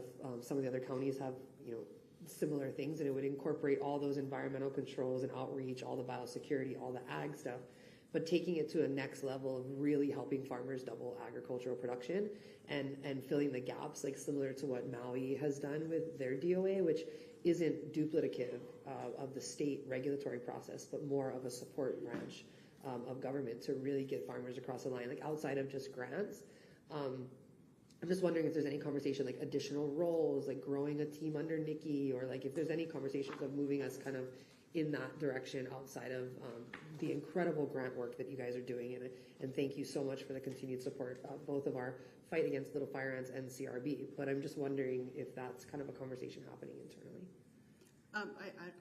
I don't think there's ever been a time when we haven't said, if we only had more, right? But this effort this year of hiring this next person on our team is going to be focusing on ag and supporting Nikki. Great. So that she can get out more to the farms and help people versus most of her work right now is just trying to finagle with the state on different subjects. So that is where we're going to go. I think it's a great pilot way to see how things work. I have looked at the numbers of the other economic development offices in the state, and really, percentage-wise, we are at the right number of people for an economic development office. But for sure, if you wanted to put effort in one area, which, yes, agriculture is probably our best place for expansion, then it probably would be ag someday.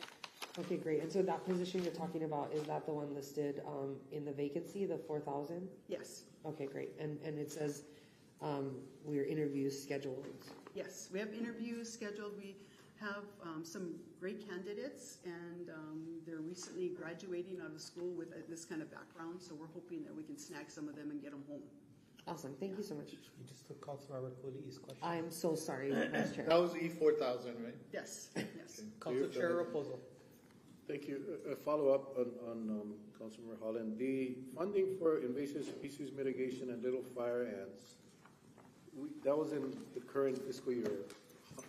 So KISC gets those monies? KISC gets the little fire ant money. Okay. And how is that, do they provide a report? Yes, they To us? provide quarterly reports to us. They provide an application for us telling us exactly what they're going to do. And then we monitor every quarter that they have their reports in, that they're actually getting to where their goals are. Okay. And we'll just send over requests to get those reports. I'm just curious as to how, even the invasive species mitigation as well. How's that one? Is that not KISC?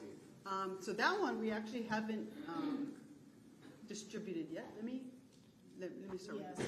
Nikki, yeah, and state your name for the record. Nikki Kuneokovo's Office of Economic Development. Just to clarify real quick, so the initial funding that was allocated with the intention to address little fire ant, we have been going back and forth with KISC. We are waiting their formal proposal. We cannot shift the funding to them without that formal proposal. They're still working on what that program, what their staffing capacity allows for that program to look like. So we're on the same page. They started to do some of the groundwork already, but that formal movement of the funding is really just waiting on them giving us that formal. So from the last budget where it was a council's initiative to put that money in, you're telling me that they did not even put in or they haven't completed the process? We've already just began discussing what the program, what the funding is going to look like, where it's going to go, what our intentions and our priorities are. They're completely on board with it. Translating that into a formal proposal that we can then submit and go through that procurement process to shift the funding, that's taken a little bit longer than we had anticipated. And I imagine that has a little bit to do with staffing on their side. There's a lot of moving projects with funding on their end. So I can't answer to exactly why that delay has happened, but that is where we are currently at. And I keep getting reassured that it's going to be happening soon. And just late last week that they reached out again for another follow-up convening. So I'm really confident, putting all my eggs in one basket, that we will have that completely moved over very, very soon. We have everything in row on our end. We just are waiting for that formal proposal. Well, maybe, try to get a commitment from them before the supplemental, because I'm inclined to take that out. We went out of our way to put that in because of the need that they stressed. And I love what they do, but again, we're just not going to do that. We're not going to put money away, and they're not going to act on it. And what about the invasive species mitigation? The invasive species mitigation funding, we decided the best, most impactful use for that is to support our other departments in their fights against invasive species. So we have discussed and gotten an agreement with our Department of Parks and Recreation to do a cooperative purchase of a air curtain incinerator that would allow us to incinerate green waste.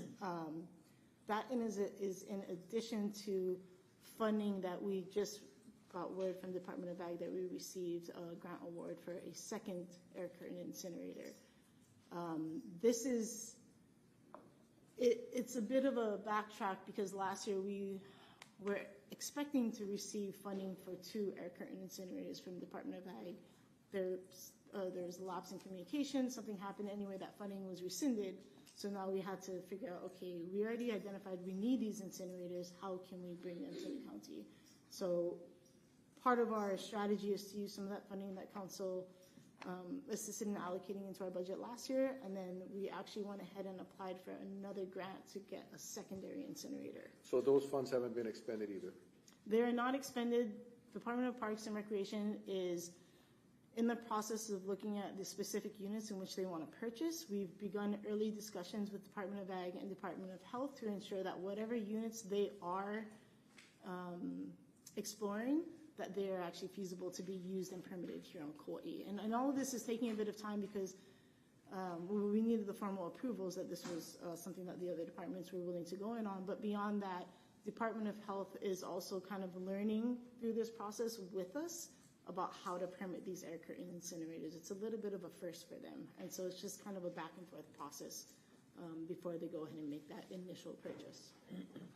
Okay, process-wise, are we still in the narrative? Because people are jumping to the pages, I think.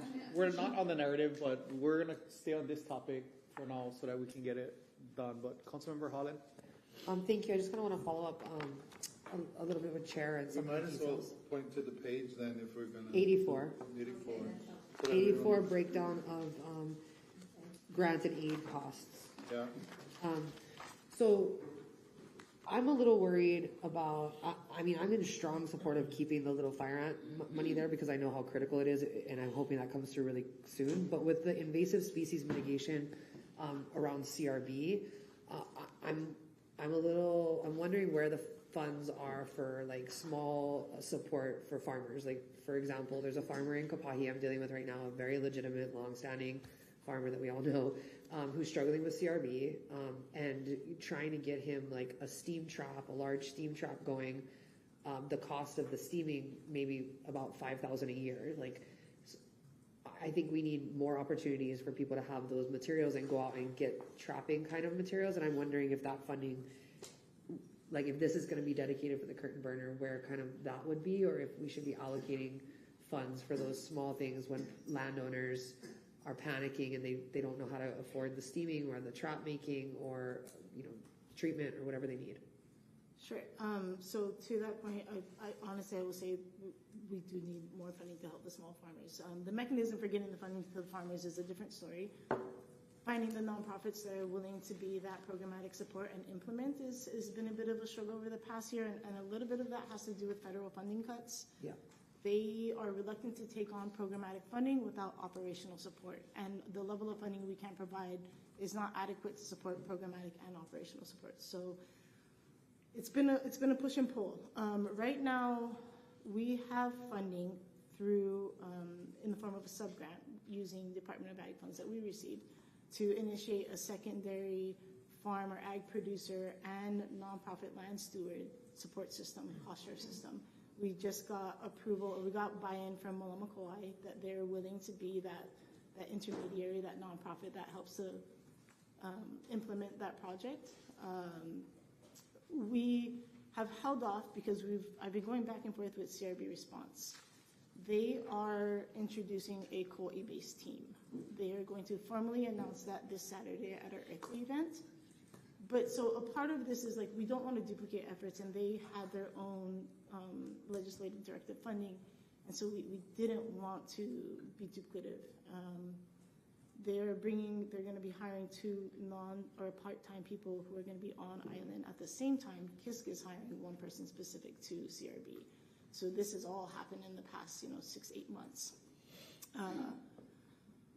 They're going to be offering resources to the community as well. So we want to make sure that the funding that we have, that as for agriculture, I want to prioritize our ag producers and our land stewards.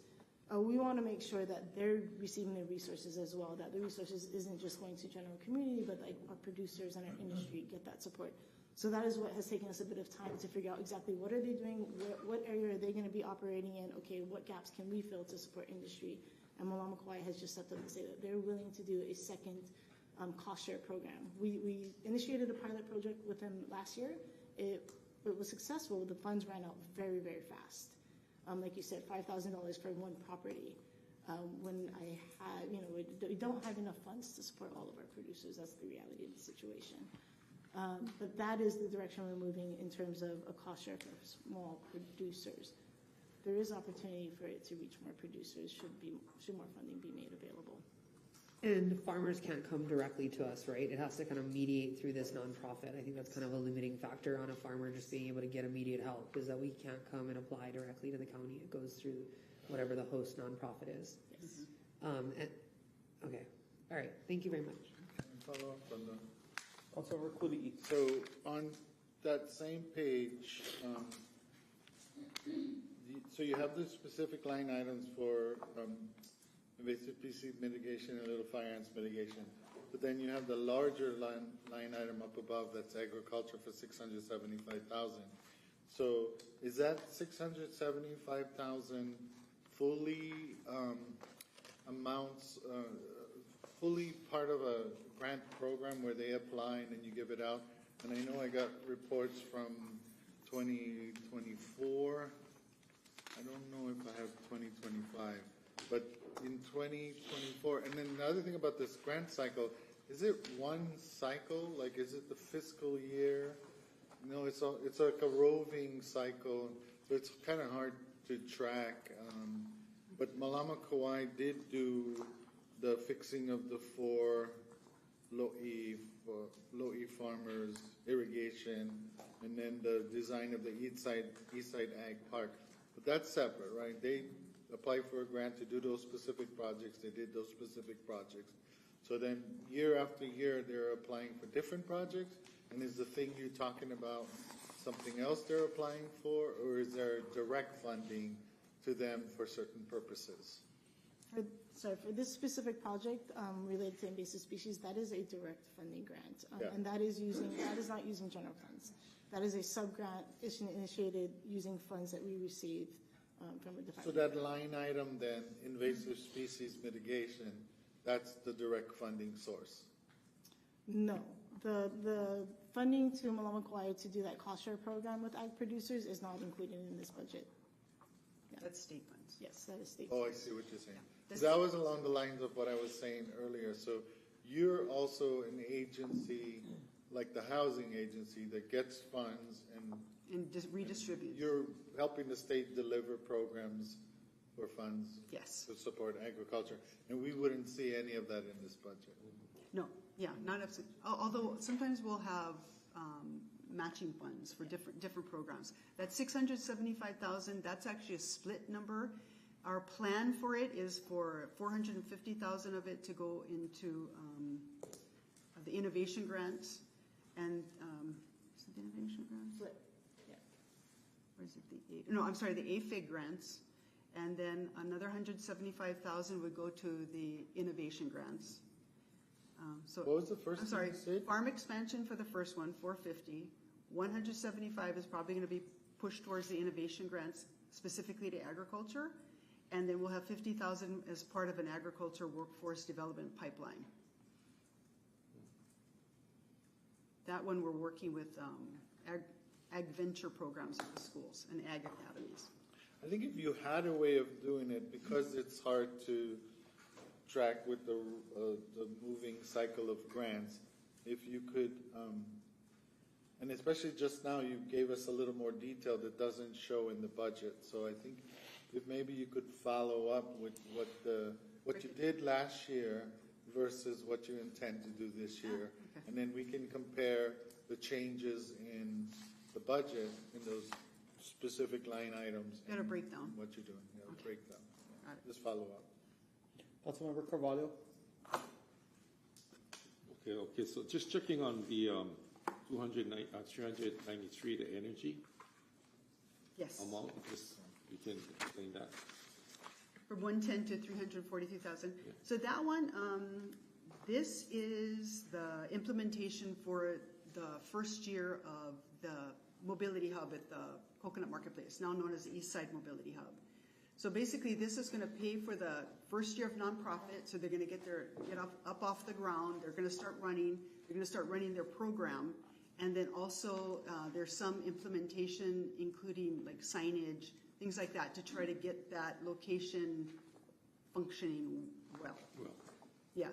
So this year we have like the launch. They're creating the nonprofit. It's starting. We're doing the handoff to the nonprofit, and then this next year, which is this budget here, is going to be them taking off for their first year. They have funding to go while they're looking for other funding to sustain them after that. Okay, thank you.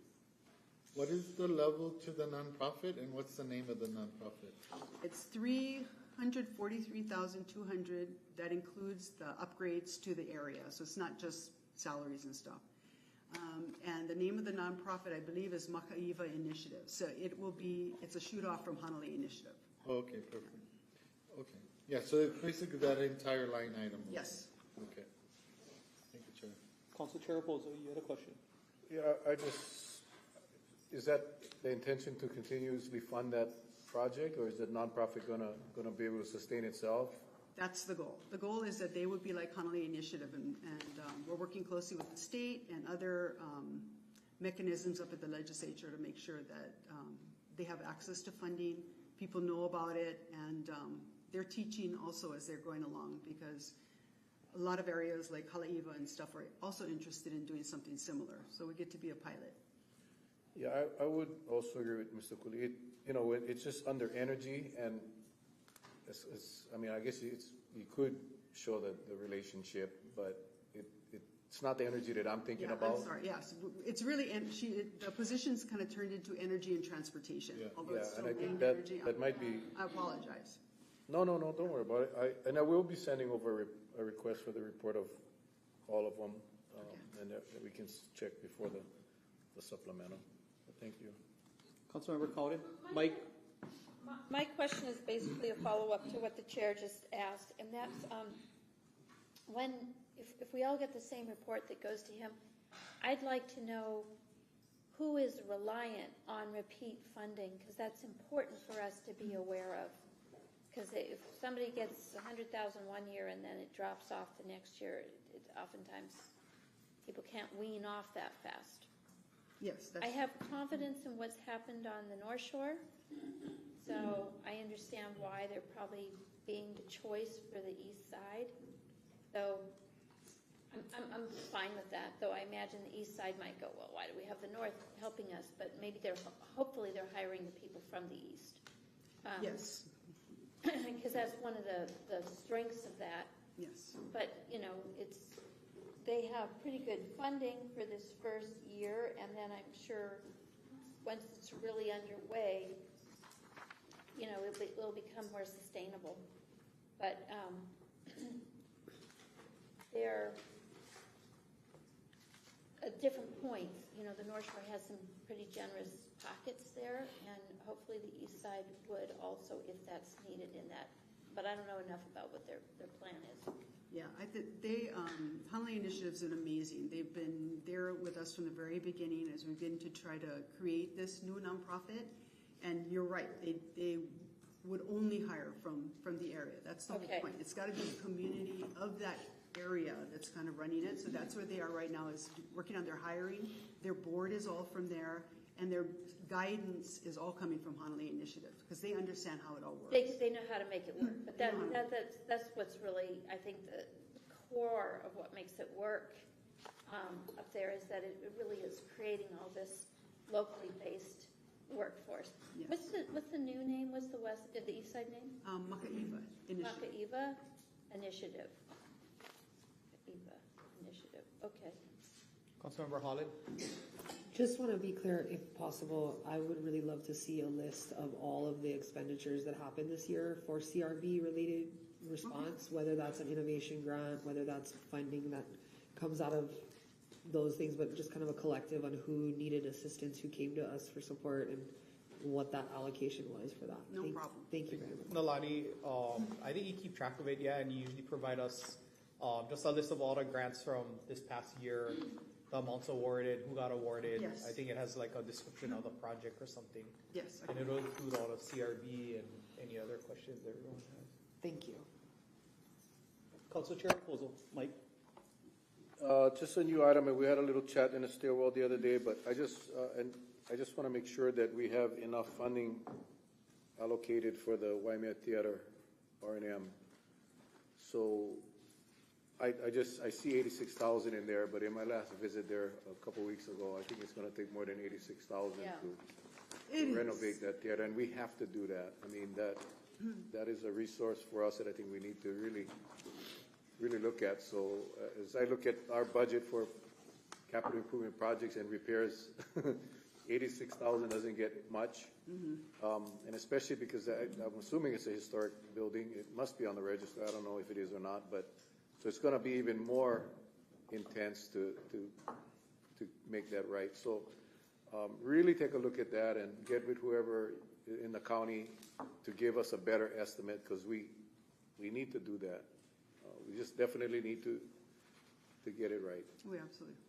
Thank you. I have a follow-up on that. Councilmember Cowden. And almost directed at the chair.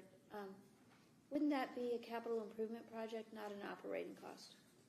Depends. R&M, I mean, however they want to place it, it doesn't really matter. It's hard for me to say without knowing what needs to be done. I only know what I saw, and I know just the superficial repairs, just the carpeting and the walls and the painting and. In the women's bathroom. I've never been in a women's bathroom, but the men's bathroom was, I mean, I gotta say, the men's bathroom was okay. I mean, it was. But I just gotta believe that the restoration cost for that is significant and possibly a CIP project. But that's up to the administration, where do you wanna put the funds? Yes. Councilmember Holland? So just following up on that, the 86,000 under operating budget, what specifically is that for? Is that included? I know that we talked a little bit about it. It was 8. It's short fixes. Okay. It just, So it's just operating fixes. It's not like big fixes. any kind of real rush. Yeah, going in when we think we increased it because we know we're having plumbing issues in the bathrooms, and so we're having some exploratory work done now, and then we wanted to have enough money to try to take care of whatever those problems are right away. Okay, so it's just like the emergency stuff. Yes. That's not why it's under not operating. The full on, hey, we've got a problem and we're going to fix it so it never happens again. That will be in CIP. Do we have regular standing operating budget year after year on that item? Or is this a one-off thing? Right here in the operations budget? Yeah. We usually have this, it's usually about 35,000. Okay, it's just We up to- inherit it from housing. Got it. Thank you. And included in that list of grant-funded projects, if you can add the CAC, kickoff CAC projects also. Funded, I know that question came up earlier. Chair, I am gonna be I have it written down here for a report for the host community benefits programs, but I do have, I'm gonna be asking for an updated briefing from OED here at a committee. Because I don't know about the rest, but I've been hearing some concerns in the community about structure and elections and how, term limits and all of that stuff. So one of the bigger concerns I've heard multiple times from numerous kupuna out there is that it's no longer live. It's a Zoom meeting, and the kupuna is not up to going on Zoom, so they would rather go back to the in-person meetings at the neighborhood center, which is how it used to be, which I totally agree with. That's where these meetings should happen, not on Zoom. I went on the last one, and it was just myself and one resident, and very little involvement of the community. And the whole purpose of that was to get the community engaged and involved in these things, and it's not happening. So I think it's time we take a look and see what the structure is and how we can improve the structure. Again, in-person meetings for sure. Also, I believe that like this council has term limits, and these boards have to be, you got to get new people on that thing every so often and not just have the steady, stagnant board. So but we can have that discussion at a committee meeting. I have a question. Councilmember Cowden. Which board are you talking about? The host community, the CAC, Oh, the okay. host community benefits. Okay. So I'm not sure what's happening out there, because in a period of 2 weeks, I think I received 3 phone calls from members of the community, and they might have been 3 members of the community that talked to each other at coffee and said, hey, call Mel. I don't know. Mm-hmm.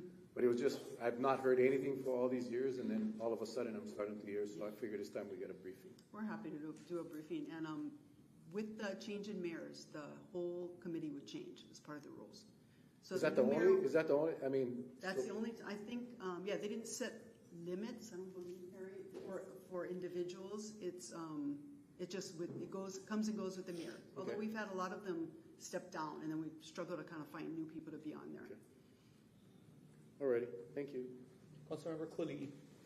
Yeah, just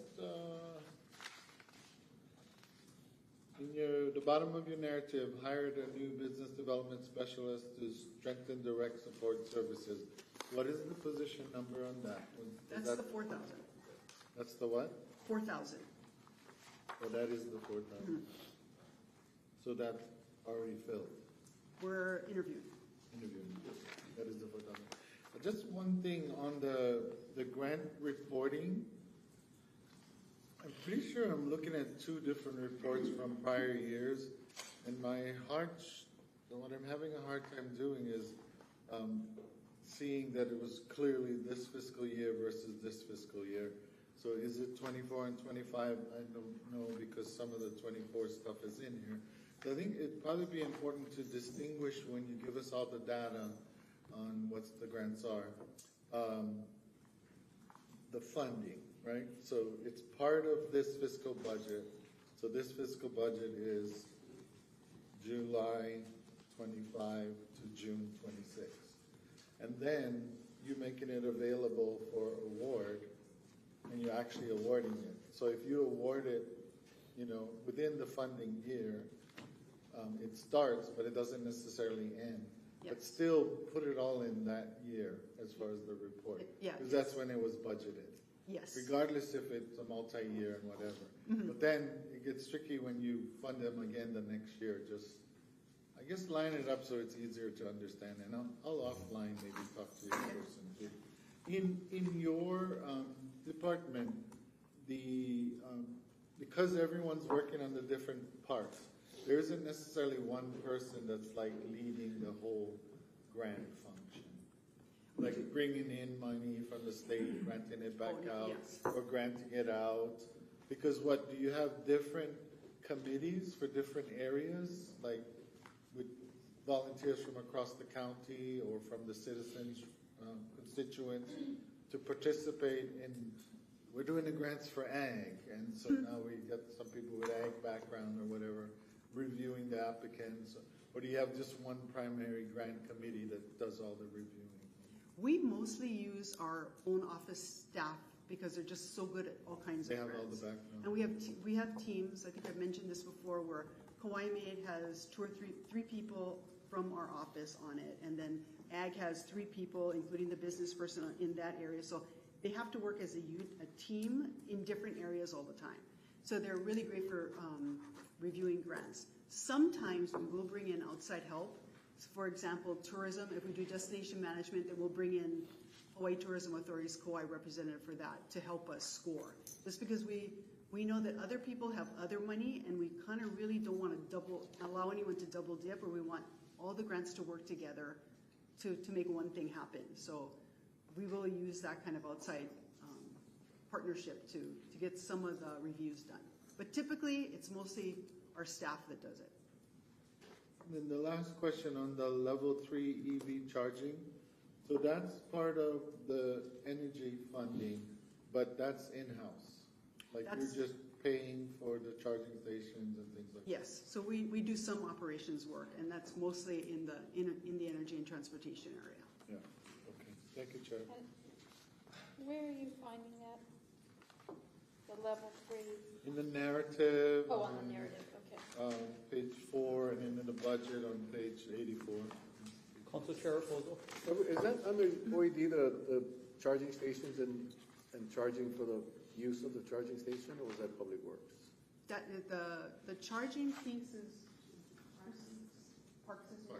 Or Parks? Yeah. Okay. Yeah. Councilmember Carvalho. You know, the Kauai Made program refinement overall in the narrative, can you kind of go into that overall? How we're changing that? So we have implemented new blood in the program. Michelle Rego from our office is gung-ho, ready to go. She and Terry are kind of the force of Kauai Made right now. And what they've done pretty much is gone through everyone again, and they've started to begin to offer more business services versus just events where they can sell their product. So we do still continue to do events. However, they're also providing business services such as helping them look at their social media, how are they using their social media, where are they advertising. Coming up next week, during the Merry Monarch, there's a big promotion. It's called Live Like Lena Ala, and it's all about Lena Ala's life. And so Kauai Made is going to be a big part of that advertising. It's probably the first TV we've gotten in a long time. So they're beginning to kind of work as a team to find these options for the program to not only build the power of those that are members, but also their exposure to the outside world. So everybody working in Yes. Councilmember Quilly.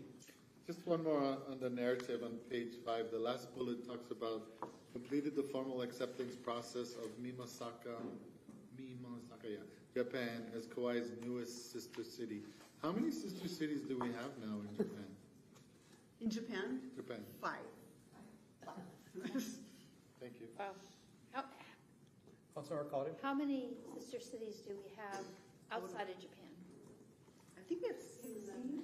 Oh, 16 total, 11 outside of Japan. Okay, and then what does it cost us having a sister city?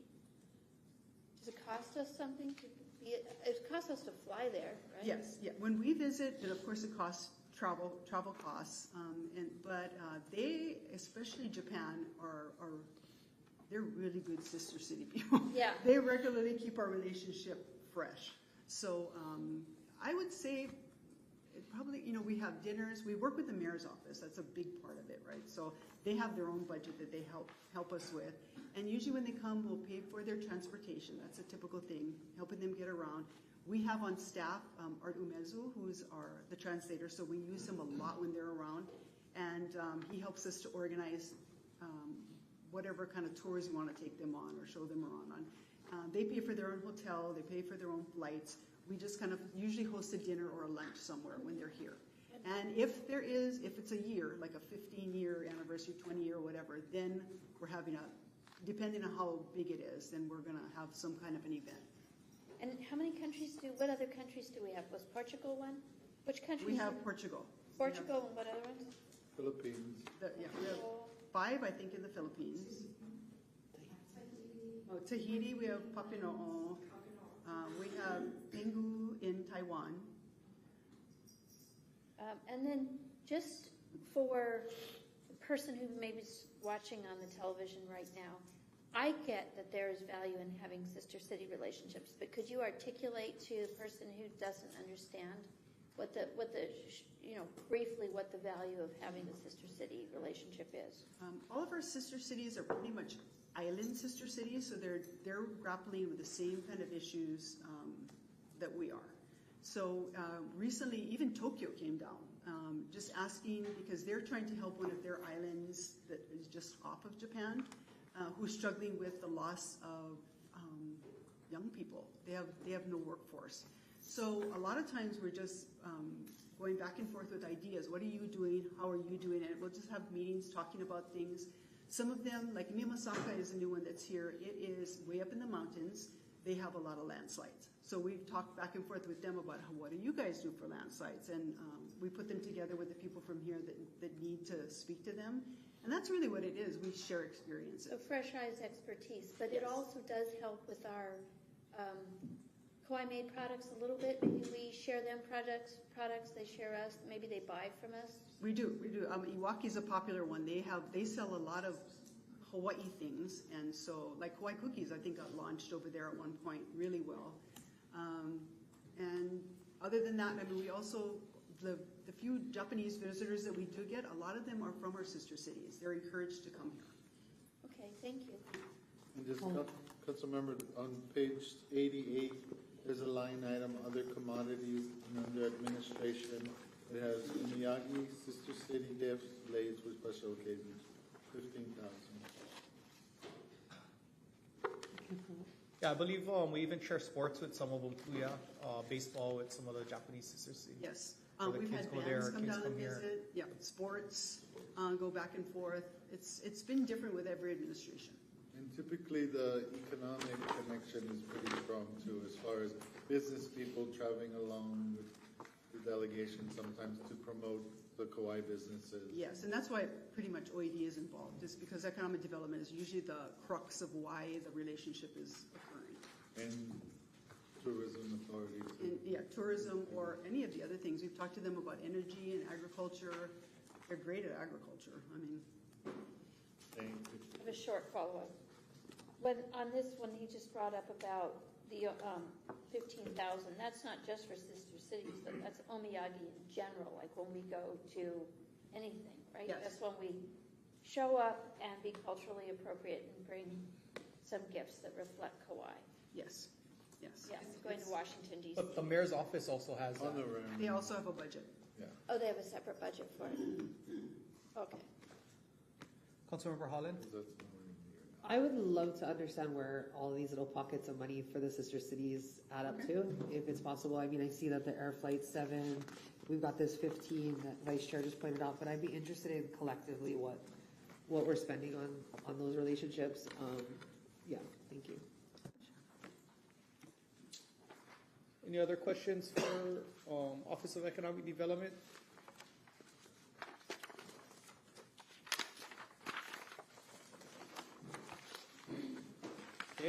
not, thank you. Thank you. Thank you. We're gonna move on to our final department for today, which is the planning department.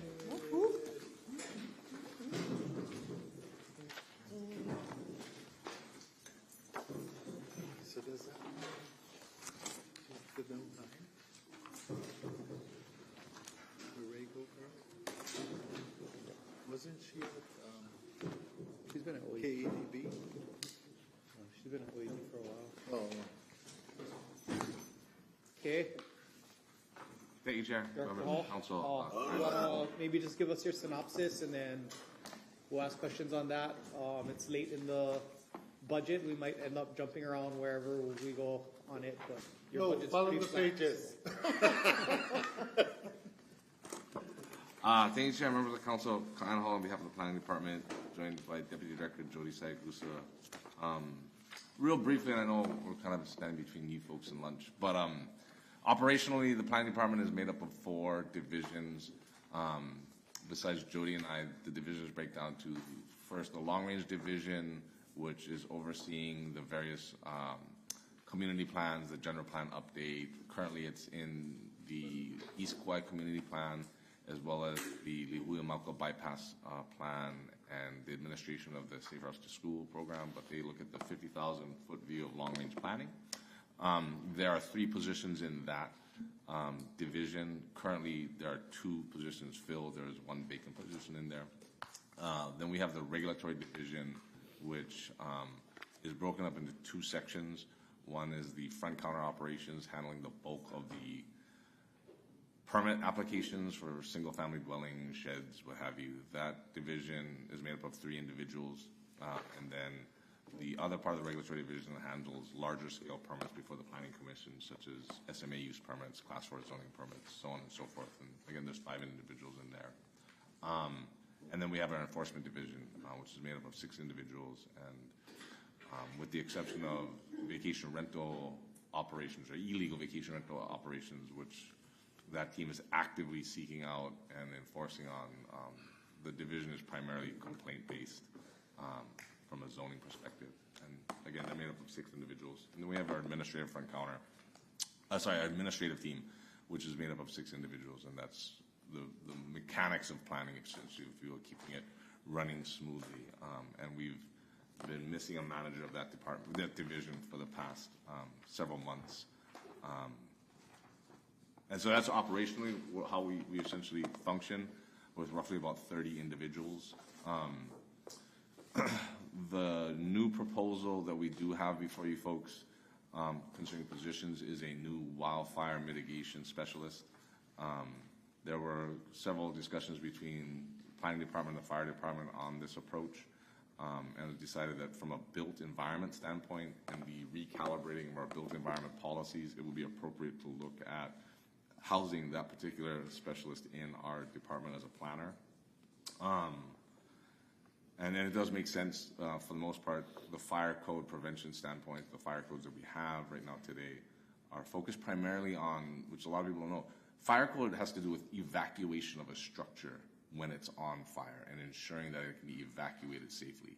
It has nothing to do with wildfire mitigation and the recalibrating of certain strategies or building materials that can resist ember intrusion from a high wind wildfire event, which is what happened in Lahaina. It could potentially have happened in Kamakani, but we weren't experiencing high winds at that time. So from a resiliency standpoint, as well as even from an insurance standpoint and an affordability of housing now, we are proposing this position. And then lastly, the other part of the vast increases of our budget have to do with federal funding for our coastal zone management program. We have 4 individuals currently staffed within that program, 2 planners, 1 administrative clerk, and an enforcement officer. And last year, despite Congress appropriating the funds for it, the White House signaled they will not be releasing those funds. And so you see a couple vacant positions. We've been using those vacant positions to fund these live bodies current and active today. The federal government has funded this program for the past 40 years nationally. And so last year when they cut off funding, despite the funds being there, it set coastal zone management programs across the nation in a mad scramble. Our partners on other islands were, I would say fortunate, but somewhat fortunate in that they really hadn't staffed those programs up. There were several vacancies in there. Kauai is unique in that it has live bodies in these positions. And so from a vacancy standpoint, yeah, we have been using 2 vacant positions to fund these positions. And so we're asking that they be funded this year in the hopes of, one, ensuring that the program can have continuity, ensuring that the live bodies there are kept, as well as much needed recruitment of the vacant positions, particularly the administrative vacant position, which Jody's been doing a yeoman's effort in cobbling together various procurement, accounting, and administrative services. But we are, I would argue, without trying to offend Jody, we are woefully missing that element of our office right now. But that's us in a nutshell. I'm certainly here for any questions or concerns. Councilmember Quilly. Along those lines, can you, because I can't tell by the job titles. You said, and I just call them all code enforcement officers because they do code enforcement. The continued enforcement of transient vacation rentals and I guess all codes, right? Yeah. What are the 6 positions that are actually code enforcement? We have position 2005, position 2022, position 2029, position 2030, and then position 2011 is the manager of the enforcement program. Manager. Okay. Let's put them all this way. And then you said there's a new position, right? So that's budgeted there, 74,652. But then you said the vacant position. Oh, I see. Those are 3 different positions. But you said in code, in your narrative, you said the 2001 Planner 2 and the 2029 Planning Inspector 2. Your narrative says could be reorganized to fall under this position for both the implementation and enforcement of the wildfire policies within the built environment. So the new position would just be the planner and overall in that new area, new focus. And then these 2 positions would help with the enforcement part of that? It will be the administration of the program, and as far as whatever codes have been adopted, say like the Plantation Camp Wildland Urban Interface Ordinance that was adopted back in October, further implementation of that. We have also begun working with current housing developers and projects that aren't subject to the wildfire ordinance to consider incorporating wildfire standards into their conditions of approval as part of the zoning permit process. And recently one was approved with the consent of the landowner. So the team would essentially be continued to use to interface with these future developers to spin up either no cost or very low cost resiliency measures concerning wildfire. And then also to work within existing or future HOAs, homeowners association, to incorporate standards and approaches within HOA policies to administer wildfire resiliency measures. HOAs are somewhat notorious for having somewhat arbitrary landscaping requirements, and I'm not here to judge HOAs on having those, but working with them to consider folding in some of those, albeit arbitrary sometimes, requirements on where trash cans are located or how the tea leaf needs to be manicured, to consider recalibrating those policies for a wildfire resiliency approach. And then lastly, the wildfire position in the overall program that the task force, which is the planning department, emergency management, the fire department have been looking at is certainly 100% about wildfire resiliency in addition to other climate hazards that we need to be resilient against. But there is a concern about the affordability of housing when it comes to these climate hazards and the skyrocketing cost of insurance rates. The Appleseed Foundation recently in December 2025 released a report that cataloged a 200% exodus in insurance providers in the state of Hawaii between 2018 and 2023 from the multifamily insurance game, if you will. And that's this, that they aren't even renegotiating the policies with these multifamily sites. They're just straight up, it is too risky here in Hawaii, given flood requirements, or given flood hazards, given wildfire hazards, we are out. And so recognizing that there are programs in other states whereby the insurance industry can look at the way the built environment is calibrated, the way projects are calibrated, to signal that to the insurance industry itself that they can consider or reconsider insuring some of these sites, would be one of the many facets of the overall program under that wildfire position. And which are the four White House, the fund, four positions that the White House won't fund? So in prior budgets, it would have been dollar funded because it's coming from another source. And in this budget, they're all fully funded. Correct. Which are those four positions? It's position 2021, position 2017, position 2020, and position 2019. They're all towards the bottom. Those four, yeah. From Okay. planner one down to planner one. Oh, they're all together. Yep. Four White House. I'm going to call them White House positions. No? Damn it.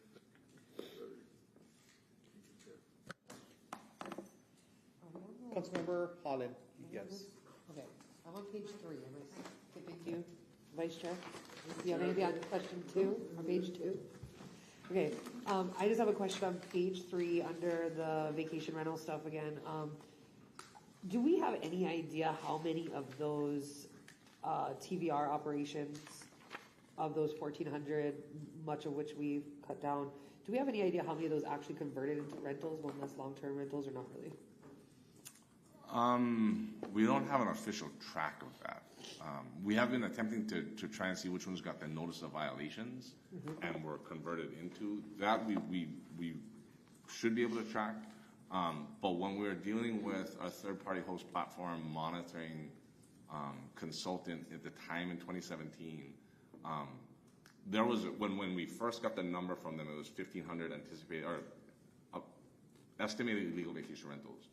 When we finally got the contract procured, it had dropped to, I want to say 700 or 800 units. And when his new number came back, and so I was kind of like, wait a minute, we're like, I told the CEO, Ulrich, yes, Ulrich, I appreciate getting that number, but that's a lot lower than you originally pitched. What's going on here?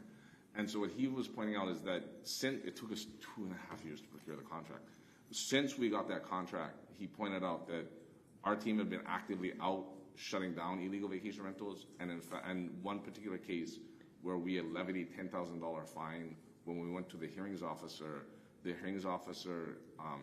increased that fine from $10,000 to $150,000. And what Ulrich had pointed out, the CEO of Host Compliance at the time, was that you have illegal operators that are legitimately afraid of what you folks are doing. So they're just coming into attrition, they're coming into compliance without them noticing. So we can track to a certain degree the ones that got the NOVs that converted, but there's going to be a whole group that we, at least as Host Compliance was saying, converted without a formal tracking notice. If there's like some way to search, I wonder if there's some sort of AI, something that could search out and figure out of those 1,400, how many were sold, how many of them turned to rentals, how many of them became affordable rentals. Just an interest. It's probably not as easy. We can take a look, because I mean, one of the first areas that we went into to monitor and just hit carte blanche was just using the real property database records of what's being taxed at vacation rental rates outside of the VDA, and just using that as a first starting point. So we could look back at those first notices that went out based off of real property assessments. I know you're a very busy director, but I do think that data would be really interesting to see how effective that was. Yep. Any other questions on the narrative? Councilmember Cowden? Well, I'm glad that you actually emphasized the insurance elements, because I think without that emphasis, they might think we're just putting up more hurdles, but we're actually being helpful, helping them to avoid future hurdles. see. Had something in here. With the wildfire and wildland urban interface program, something that I'm very passionate about is flooding.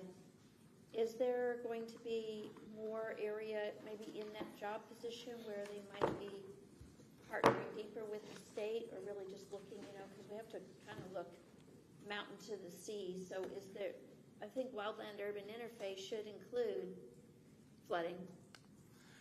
Yeah, well, the wildland urban interface generally refers to wildfire approaches. But 100% we have been interfacing with our floodplain manager and how there are nexus between the two programs. Ultimately, spinning up a wildfire mitigation program is somewhat akin to the existing floodplain management program system. In essence, the floodplain management system, as it was set up nationally, is an attempt for the built environment to live with water, to accommodate the needs of water and having the built environment survive its impacts. It's essentially, and it might sound really weird, but like getting into it with our various national partners, the fact that you can calibrate the built environment to live with wildfire might seem like a stretch, because it's this idea that this wall of fire is going to come at you and how do you combat a wall of fire?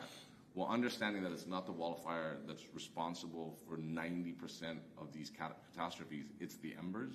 There's a way to mitigate the built environment at a no cost or reasonable cost to live with wildfire. There's certain aspects of the floodplain management program and the wildfire resiliency where they actually conflict, in that when you have an elevated structure, the potential for embers to get under an elevated structure as required by certain flood codes can actually create a vulnerability in flame catch and exposure to the under area of the structure. And so the wildfire approach is to have this fire mesh screening, and the floodplain managers actually said, well, we can't have that fire mesh screening because that would create a diversion of the floodwaters. So we're actually working with some national partners in which they have basically said, nobody's asked us this question.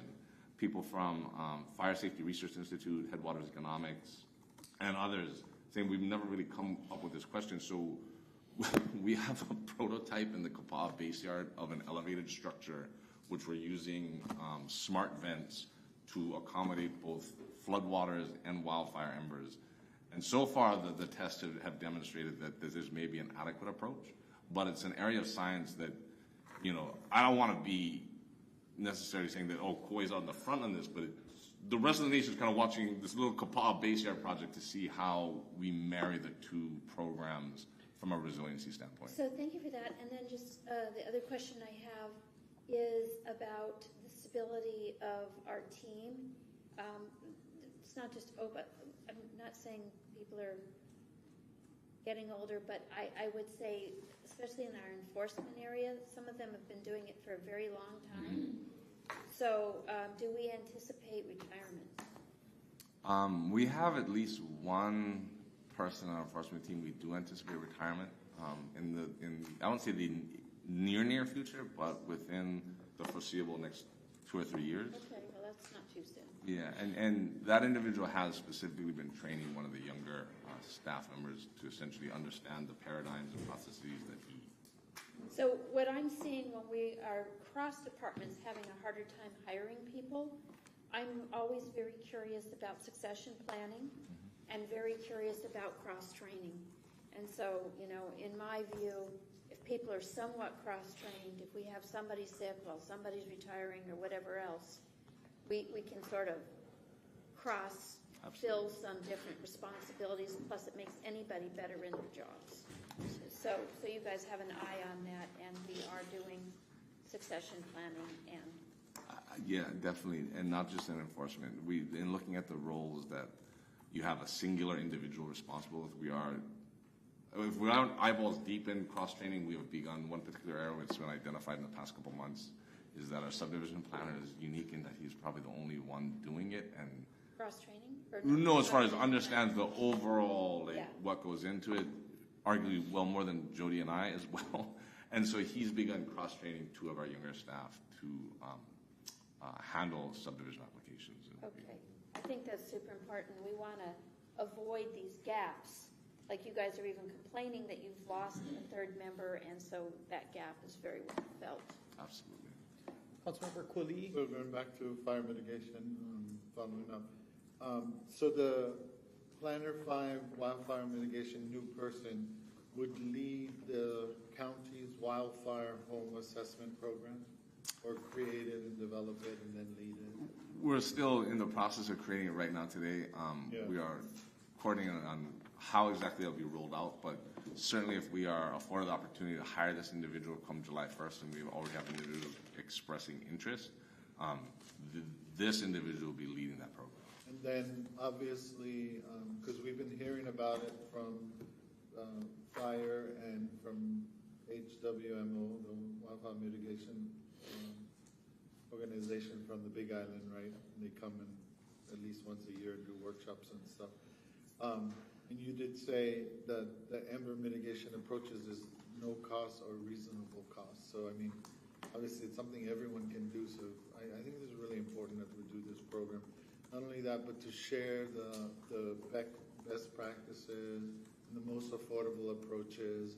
I mean, one of the things I thought about is how I have in the back section of my house, I have a concrete sidewalk, if you will, to get around that section. But in the whole other section, I do not. And they said that concrete would be the barrier, right, for the embers falling, whatever. But it's so expensive, so I was hoping you guys ultimately come up with other ways. Oh, there's 100% other ways to adequately address embers within what's called the 5-foot non-combustible zone. Through hardscape, or even the way you program and manage that space absent the hardscape. And that's the intention of the home assessment program, is while new development, you can construct and pursue strategies within that new development to ensure wildfire resiliency, there are very much strategies that homeowners today can pursue that will be either no cost or nominal in cost to retrofit their homes to be able to be more resilient against a high wind wildfire situation. Thank you. Looking forward to all of that. Councilmember Cowden. On page 4, I appreciate here when it talks about the planning department to provide an annual report to the council as part of the mayor's budget submittal. So that means we already got it, but it says you collected $82,000 in fines. So did we get a breakdown of that, or we're just getting that one number right? You're getting that one number right now. And is it possible to get, like, I'm just curious how many people got fined for that much, 82,000? If that's across, 100 people or something like that, that's very reasonable. If that's 3 people, I'd be curious to see what the offenses were. Yeah, we can break that down. Generally, the fine amounts, the larger fine amounts, are generally within 2 programs, and those are either the illegal vacation rentals, and those are illegal vacation rentals that have been notified a number of times that they cannot continue to operate and still continue to operate. So those fines are derived from those programs, as well as our coastal zone management enforcement, in that we've had a fair amount of,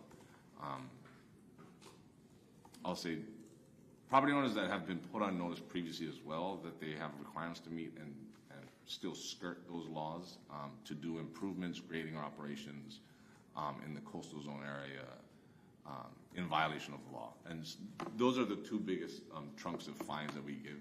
Yeah. Well, if it's possible to get any kind of little report on it, I know that you have plenty of extra time, as you pointed out. That would be really helpful to me, because that's something that I'm quite interested in. And so knowing who has got how much notice, and I just want it to be fair and reasonable. Yeah, we can put that together. And effective, right? Sometimes we absolutely need behaviors changed. So that's of interest to me. Councilmember Quilly. The only last thing on the narrative is you talk about the East Kauai Community Plan. So you've done all the different policy workshops, and you've been out in community. You say the plan will be for public review in late spring. Do you have a date yet or anything? We're still in the formal, the draft plan internally has, for the most part, been completed. It's still being reviewed internally. And then we're actually looking at now like more like in summer to be able to go back to the communities, and that's when you really get a lot of the. I mean, there were robust participation building up to here with the workshops and the open houses. But once you come with that draft plan that has actual policies in place, that's where you get the reactions, which we really want. Like, sure, we want to hear about how well the plan has been articulated, but really, where did we get this wrong, guys? Yes. And so when we go to the community in the summer, the hopeful timeline is to have something before this body in as early as fall to winter of 2026. Yeah. That is a very hopeful analysis, and kudos to the long range division hoping to get that. But it just depends on how angst or issues that the draft plan can create, and how much more time we have to spend with the community once the draft comes out. So we're hopeful in winter. I'd say realistic that it is looking probably more like early 2027, if not spring of 2027, to get to the council. The public review process will involve what? Several. Going back to the community, so issuing. You did a big thing, maybe more than once, at the Kalu. Mm-hmm. We held various workshops centering around, like there's a workshop on. Well, first we did open houses, which is just give us your ideas. Then from those open houses, seeing that there are themes that emerged around housing, transportation, open space, we created workshops around those particular themes. Went and held those workshops in various parts of East Kauai, and from those workshops have now derived a draft plan. And so our desire is to go back to the community in some of those spaces we held before. To say, here is the draft plan, and re-engage with the community on the draft plan itself as those policies have been drafted. So was everyone community needed to come to Kalu, or you had other spots? We had other spots as well. Including Anahoe? Correct. Okay, Yep. good. And you'll do that again? Correct. Thank you. Thank you, Chair. Any other questions on the narrative? Any questions on the budget? I do. Councilmember Cowden. Okay, the planner 4 position that is being held with a return rights position, that is funded. No, it isn't. Is that right? Do I have that right here? Yeah, it is funded. Does that get absorbed into, say, jobs like what we just said? Is that unfunded? Is that so that when we put money in there and that position is basically open, do we have a retired person working in there? Are we using that money to fund somebody else? Right now, it's proposed to be funded July 1st, and to speak somewhat candidly in what we had to do last year and cannibalize certain vacant positions to fund live bodies in previously federally funded positions. Mm-hmm. I think if there was a hesitation by the county council to fund those CZM positions, I would quite candidly ask that you fully fund the return rights positions so that we could use some of those monies to keep those live bodies around. Having said that, if the council, and it seems like it is open to funding those positions, the return rights position is my planner. I know. I do intend to return back to my position, but not on July 1st. At the sunset of this administration, I do intend to return back to my position, and that would be December 5th, 2026. So I have no objections, if council is looking at funding those CZM positions, to having that Planner 5 return rights position funded only for 7 months. Okay, and you are planning for that? That's your plan? Correct. All right. And so far, that's been just utilized to fill in other pieces. Before it was dollar funded. Okay, that's kind of what I remember. That's right. Last budget cycle, it was funded, and we did use it to fund the CZM positions. But before that, it was dollar funded. Okay. Councilmember Kuli'i. So position 2000, Planning Program Manager, vacant 195 days. What is HR status is no recent activity with HR. Do you intend to start recruitment? Is this a difficult to fill position? Internal promotion? What's going to happen with this position? That was the reason it says there's been no status update is because that was one we're using to fund. Yeah, but now from July. Now we 100%. If it's funded, we'll start recruiting in May. You know, it's a position that is sorely needed, and we have had express parties interested in that position. Oh, and so it's not gonna be hard to fill? No. No. And then the other one was 2008, Planner 5, Regulatory. Same, no recent activity with HR. That's the return rates position for the Wait, planning. she just asked about 2027. I think the numbers were off on the vacancy report. Okay, so if what she asked about was 08, then what about 07 and 27? Sorry, let me pull up the vacancy report. It's a planner 5. One's a regulatory, one's a long range. The 008 is regulatory and 027 is long range. Yeah. On the vacancy report, they're mixed up. The position that's been vacant for 3,971 days should be the regulatory position. Yeah, that's what they have. And then 2008. the 400 and the one that's been vacant for 407 days is the long range position. Okay. The long range position, we would like to attempt to fund it July 1st.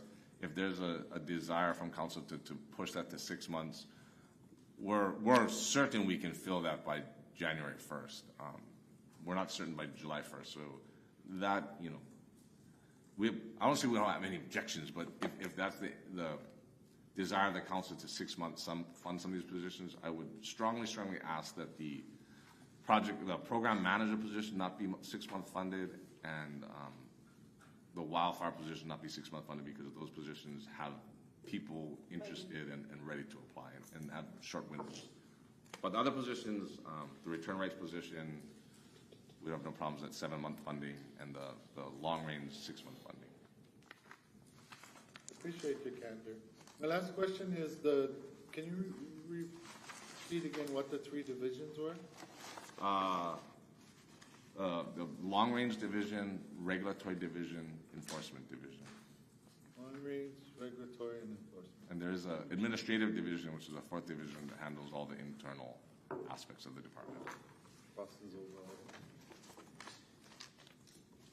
Thank you. Thank you, Chair. Okay. Any other questions? Page 76. Page 77. Any questions on the Planning Commission budget? It's basically travel for them to attend like the HCPO conference. Where are you? On Page 76? 79. Okay.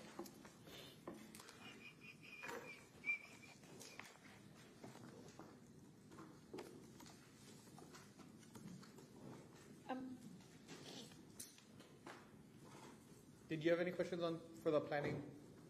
Any more for the planning department? I do, but maybe all your IT stuff is in IT. Do you guys have I'm trying to look for a line for your IT, where is it? Page 76 at the very bottom. Because you guys have been doing so much.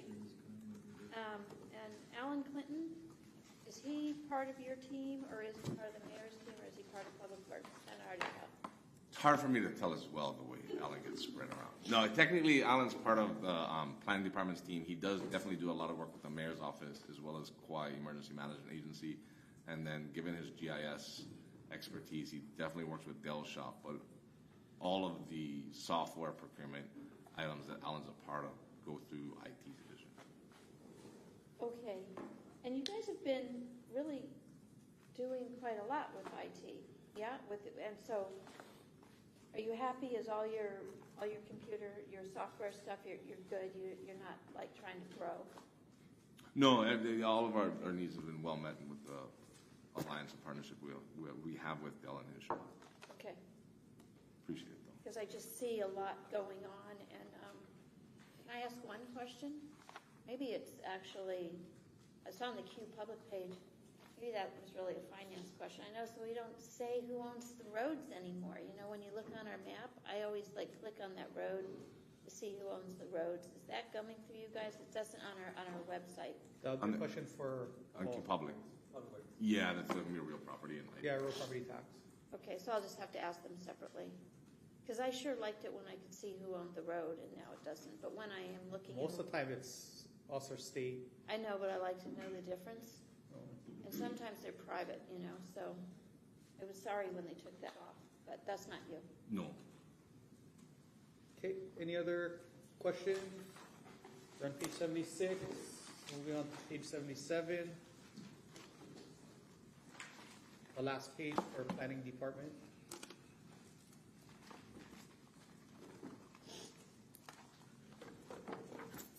Not any questions on the planning commission travel and attendance at HCPO. I think it's a good thing for them.